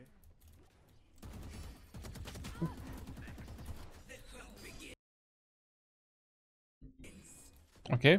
Hack shots, Lord. 1, 2, 3. Mid.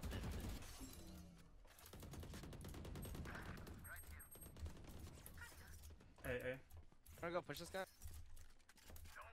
Oh, KJ's up there. I got him B. Just push him real quick. Kill him. One enemy remaining. Oh fuck. Yeah, go get him. Okay. Okay. Sure, fine. I mean, in this round here as well, like, I don't know, this whole defender side is like mega boring. Like, essentially, what you're doing with Killjoy on defense is fine. It's okay. I mean, like, just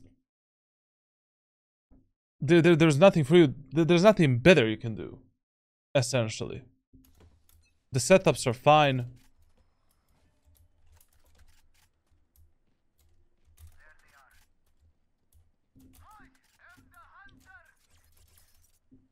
Here it is totally fine that he is not rotating yet. Because, like, we don't know how many enemies are pushing A main, plus our Sova is, you know, ulting them down. I would rotate here, like, only if one of my teammates dies, or I see that enemies are actually executing on site. That's good, like, Down A. teammates doing the job. Here, for example, this is where I would rotate.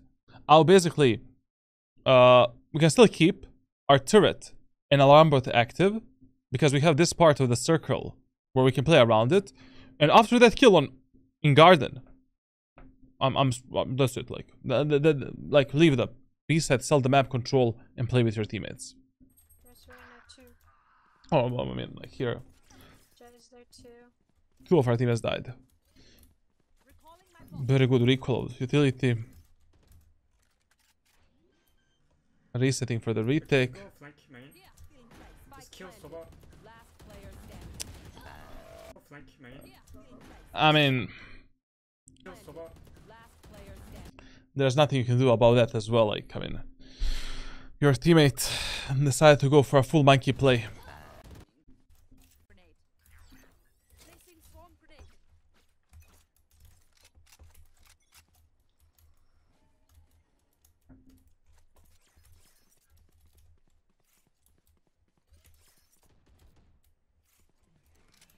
This was. Killed my bot. Listen, whenever you're playing against Jett and Omen on this map, like one of my favorite things that I love to do is trying to scout for them and trying to kill them from the CT, because you know one of the most common plays of Jett and Omen players is getting up on that curve, on that wall on the mid right there. So you can try using this angle to scout for them, especially if you hear them teleport or hear them updrift. Like this spot is also another angle that I like to hold when I notice that enemy Jett or Omen like to basically get up on that box to scout the mid. I mean, easy kills because they don't really expect you to peek from here, and they're probably gonna focus on market or this angle right here. But whenever you're picking the enemies and you're taking the fight, you know, right here from the bottom mid, I mean from the top mid, whatever, like from this like defender side, spawn, always jump spot the enemies and then take a fight, because the enemies here can be on so many different angles, you know, like essentially they can be on top of the wall, they can be up there, they can be close. If you lost that information, they can be on mid. Whenever enemies can fight you and kill you from multiple different vertical and horizontal positions, get the information first for your crosshair and for your teammates as well, and then take a fight. Don't blind peek the angles, don't blind swing them. This was. Killed my bot. Two main. Last two main. Two main. Swarm grenade out. This rotation here to the CT was also good. Essentially like just a second.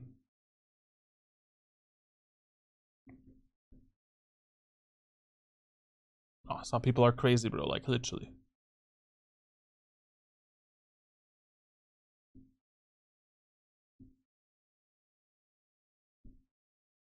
Crazy, man, crazy, bro, like what are these messages, man? Here, like this rotation in the CT was also a good game decision. Essentially, like you know, two of your teammates are market. You don't need to clutter that choke point. Whenever you're 3v2, you know, there's 3 of you guys alive on a defender side. As long as 2 of your teammates are playing together, you can try to do something alone. It's fine. Unless you're like 3v1, then you can just play together and just win the round based on the pure numbers advantage. Here, like, sure, you know, wait for your teammates to gather contact with the enemies, play with them. We have the ultimate to retake the site. I mean, Soba is going to counter our ultimate, but it doesn't matter. I mean, that's going to waste a lot of the time from him, and we can push him during that time.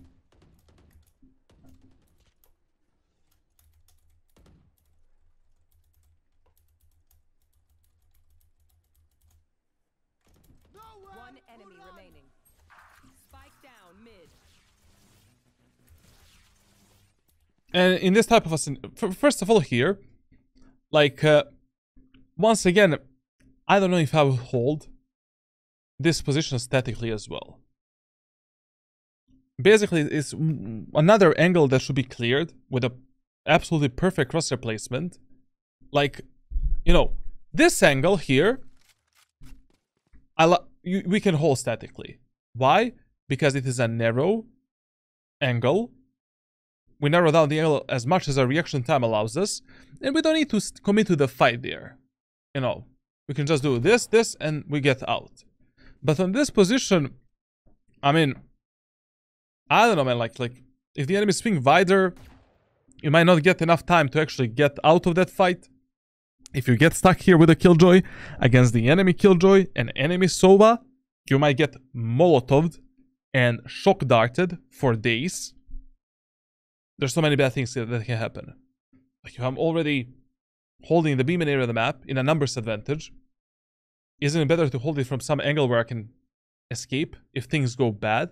If I don't actually hit the shots, and then I can reset myself for the next fight, rather than holding an angle where I'm just stuck and I need to take the kills. And here, like, when ISO died, the absolutely worst game decision that you can make is playing alone and separating yourself. Like, we killed the enemy Killjoy, the enemy Sova killed the ISO. We're 2 versus 1. What do? Sell the map control. You don't need A site, you don't need B site, you don't need spike control. Like, just as long as you play together with your Sova and gamble on one bomb site and isolate angles in a proper way, smart way, where you cannot get backstabbed, we win this round. This rotation on A is a huge gamble, especially the angle that he is playing. So he rotated from B to A. Sova can kill him from A main, A short, and A rafters. Crazy. Fucking crazy. Our Sova can die from spawn and from the B main clear as well. Crazy. In this round, you play B main with your Sova and gamble. It's okay. He plans the spike on A, no problem. We play a fast retake together, plus we have the ultimate. We can clear a large area of the map. We win this round. But this, what we're doing right now, is a pure gamble. Absolute pure gamble. Okay, now he repositioned, which is a bit better. 30 seconds left. Spike planted. Okay. I mean, if I was that Sova, enemy Sova, I would have I wouldn't do the recon dart. I would actually try to clear as many different angles as possible before I plant the spike. Like, I would have checked, like, everything. Generator, behind the box, behind the generator, under the site. The box on top, right here as well. And then I would close the doors, plant the spike. Because he had plenty of time to do that. What? Fast B.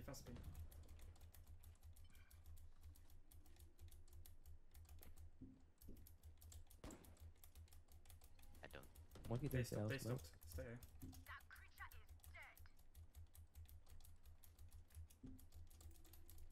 Careful here. One B. Okay. Very good that he is repositioning after this fight. Listen, man, like, whenever enemy civilian one angle, like, the 90% of the times, much better idea is to, like, reposition, keep your location a secret, and engage the enemies in some other way, or from a different position. That's okay. You know, we are 5v4. Just play together. He's running B. Nah. A main is open.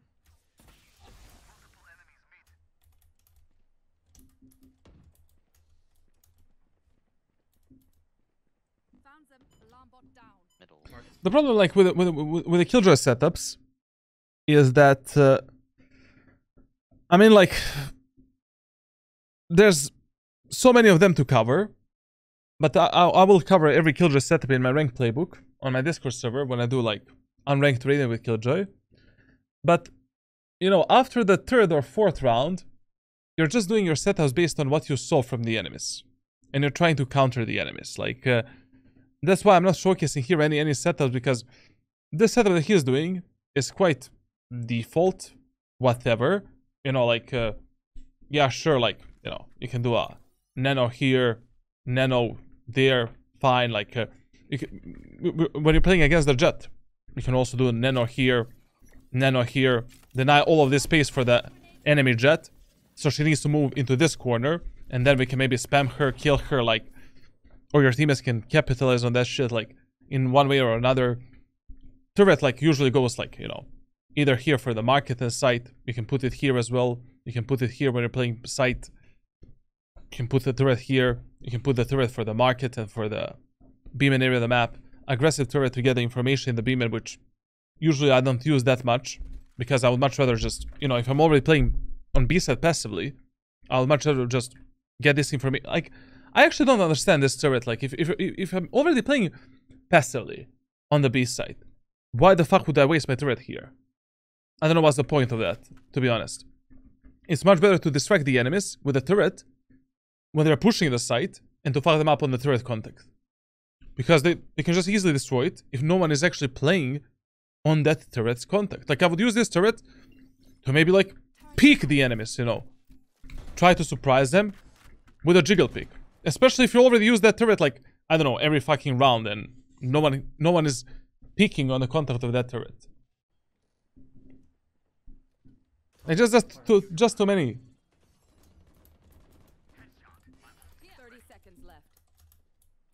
One enemy remaining. Okay. I don't know, like the whole problem of this VOD is the attack. And generally speaking, yes, for the Killjoy players, attack is a nightmare. But based on everything that I saw, like, based on the tracker review, everything that you told me, like, after this VOD review, you will get you will get everything. But you know, you will get a private training, some additional coaching videos, like aim training routine, like everything to fix the problems that I've seen in this VOD review. But fuck the Killjoy, man. Fuck the Viper in Killjoy. Just means something else, man.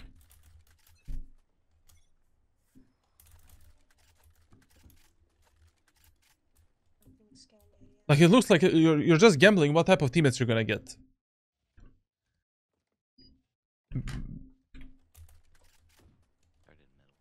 You should run.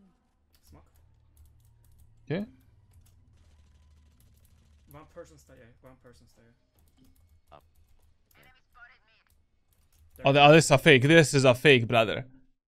This is a fake. Like, here, I would be running on A site. I mean, like, come on. Okay, in this round, to be honest, so it is the last round of the match. Last round of the half. It is 11-12. Our Reyna, our teammates have a lot of credits. First thing that I would do, I would ask my teammates, hey brothers, can you give me the Odin with the Vandal?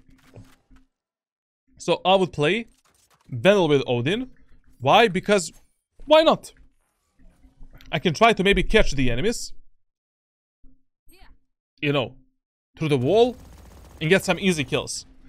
If the enemy Killjoy is like 0 IQ player and she goes for the ultimate here or up here, I can just spam the wall and kill the ultimate, and that's it. Deal done. Why not? If it is already the last round, you know, buy the whole arsenal of weapons. I would also drop the Judge backside, to be honest, because if I end up in, you know, some kind of a scenario where I'm slowly rotating towards the site, I can bait the enemies with the Vandal, and then pick up the Judge, and then bop, easy kills. Why not? You know, if it is already the last round. And once again, his setup for this round is absolutely fine. I mean, like, doing a nanos from here, doing this nano, that turret, like, I would just try to counter, you know, the enemy's Killjoy's ultimate a bit more with maybe a spam or, you know, another thing that we kind of noticed is that in the previous rounds, enemies kind of stopped using the Omen Paranoia to take the beam and area of the map. I would even ask my teammates to drop in the operator. You know, hold this type of a tight angle, try to get a kill, and I would just, you know, drop the op on the site and play with a Vandal, like whatever. But in this round here, like, you know, here, listen to this. So, I just want to repeat it one more time. If you already are not placing the turret for the B main area of the map, like, don't start this passively on the B side. Like, always try to get this information, whether or not the enemies are pushing, you know, in the B main. You don't need to fight the enemies. Just jiggle peek it. Or hold it like this. Mega tight, where you only see the pixels of the enemies crossing. Fight for the information. You cannot allow the enemies to come up here. They get ready for the execute. And your teammates on Ace, they don't know where the... They don't know anything. They didn't start rotating. That's really bad on this map. Like, passive gameplay is the main reason why a lot of players have like a low win rate on the defender side of Ascent. Now, here. Like, it was just funny here because, you know, enemies are doing some random spam through the smoke. One person stay A. They are like, you know, no smokes at all. No smokes at all. Like, and this is like this is the, you know, the weakest fake of them all. I mean, like, when you're faking something, but you need at least, you know, when you're faking B set of Ascent, you need your controller needs to give you a smoke for the CT, and there needs to be some kind of an initiator utility, like, at least, if you want the fake to work. Like here, at this moment of time, when there was like 4 seconds on this ultimate, I would already rotate towards the A short and towards my jet. My Sova, actually. Yeah, Sova in the A short. There's two. And if they decide to go back on B, okay, whatever, like, I mean, we can just play retake as long as our teammates are well and alive. But, you know, I mean, there's no way, like, there's no way. This was the worst fake of all time. I don't know, man, like, you should have realized this long time ago, to be honest. Like, I would have made that a gamble, because, listen, on Ascent, you really want to remove that idea where you want to fight for the map control. Like, a refrag game is everything on this map. Like, playing the retake of A set and B set is fine, whatever. But you want to prioritize playing with your teammates that have the highest chance of dying, and your teammates that are picking the gunfights at that moment of time. Like, map control, you prioritize only when, I don't know, like, literally, never, essentially. Like, only, like, if you already have a huge numbers advantage, you can trust your teammates, or, I don't know, like, your teammates already locked a specific area on the map, so you don't need to rotate at all and to help them out. But here, like, your Sova is alone garden. Enemies are only using the Killjoy ultimate with to push on B side without any initiators and smokes. Like, this, for an Immortal player like you, that spend a lot of time in Immortal, plus you are a Killjoy main as well, and this, you know, your spidey senses should have been tingling, to be honest. Stay A. Like, already at this moment of time, he should have been in A short supporting his Sova. Shit. Bro, if you lose the round like this, the match like that would be sad. Spike planted. Interesting jump spot. Listen, whenever you have the Killjoy's ultimate, I mean, Bot coming back. always expect the enemies to fight aggressively for the garden, same as you would as well. So here, like, if you want to use the ultimate in the garden, you need to ask for the support from Iso or Reyna, man. Reloading. Initiated. Help me. Last player Bro, standing. my teammates are One fucking... enemy remains. Yep. Help me.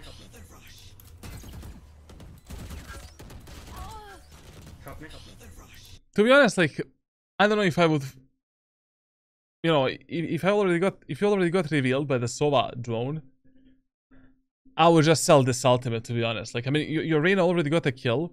It is 3 versus 3. Okay, I mean, yeah, enemies are gonna destroy this shit, but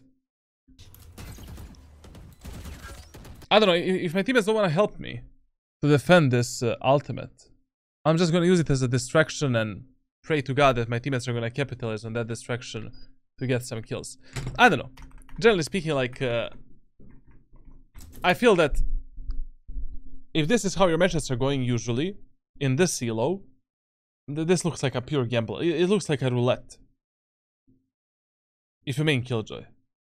Like, based on your tracker stats, based on, I don't know, some of your raw mechanical skill, like, based on the stats that you have on other agents, like, why are you doing this to yourself? Like my dude spent like 1,500 hours in Immortal. Like, brother, pick up the Omen, pick up the Jet, pick up the Raze, pick up the carry these mentally disabled people. Like my guy is playing Ascent without a dive duelist on the attacker side. It's a miracle that we went into 11-13, to be honest. Enemies need to be so bad to lose on a defender side against your team comp, to lose 5 rounds. Like, fuck this shit, bro. Like, after this VOD review, through the private messages, I'm gonna give you, number 1, the training that you're gonna perform for the next 2 months. Aim training routine that you're gonna perform for the next 2 months.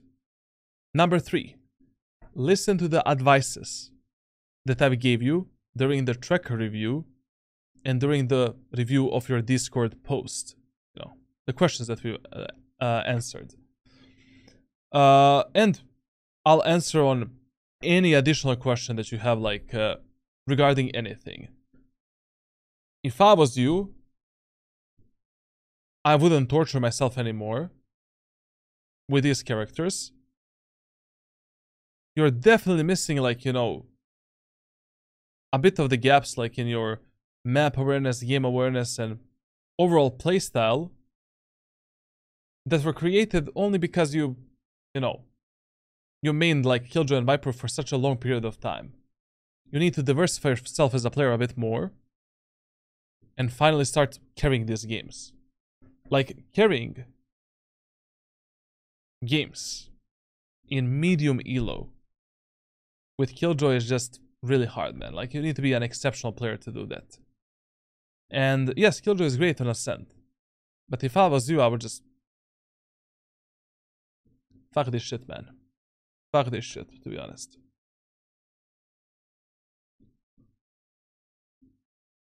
Okay. Okay. Okay. I don't know, the defender side was just boring, man. I mean, I can also see on defense, like, you never change the bomb set that you're playing. That's another thing that I need to advise you. Like, one of the worst things you can do as a Sentinel player is always playing the same side 24/7. I don't care that you play a Sentinel. You should try to control the outcome of your rounds. Try to predict the enemies. Try to counter them as well. You know? Try to counter them as they're trying to counter you. Like, you know, you cannot play the same side 24/7 and be like, okay, my teammates are going to defend the ace at A short and mid. Yeah, right, they're going to do that. Maybe in, you know, in Radiant Elo, of course. Like, if you're playing with a Tens, Aspas, and others. But with a Byron and I don't know what is the name of this guy, like Monster Slayer. That is the name of your teammate. Monster Slayer 2010.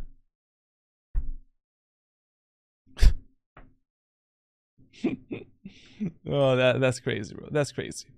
Okay. Okay. Okay. Okay. I'm just too tired, guys. Like, I'm gonna deal with this guy through the through the private messages. The defender side was just underwhelming, man. I expected some high octane action, you know, like he's gonna play here, play there, try to counter the enemies, but yeah, like, they're just playing stairs 24/7 with with just different different setup. Happy belated birthday. Thank you, thank you, thank you. I mean, it was like on 23rd of June. 23rd of June, but yeah. Okay, guys. Thank you for watching this definitely not underwhelming VOD review. Leave a like, leave a comment. Join my Twitch live streams. I stream almost every single day, except when I'm on vacations, which happens quite frequently these days. If you want to get a free VOD review, or some free Valorant points, or like some free coaching, join my Discord server. I'll organize the giveaways on every 50 new Twitch subs. And also join my Discord server for ranked playbook, all of that good stuff, coaching stuff. Thank you for watching, and I will see you in the next episode of Radiant Coach loses his mental health in Valorant. Yeah. Bro, I need to stop doing the VOD reviews that last for like 4.5 hours. Like this whole VOD review took me 4.5 hours, guys. Like the tracker review took me like 1 hour. Answering on Discord messages took me like half an hour. Attacker side took me 1.5 hours. I need to shorten this shit up a bit, bro. Like my voice is dying, man. My voice is dying. Thank you for watching. Love ya.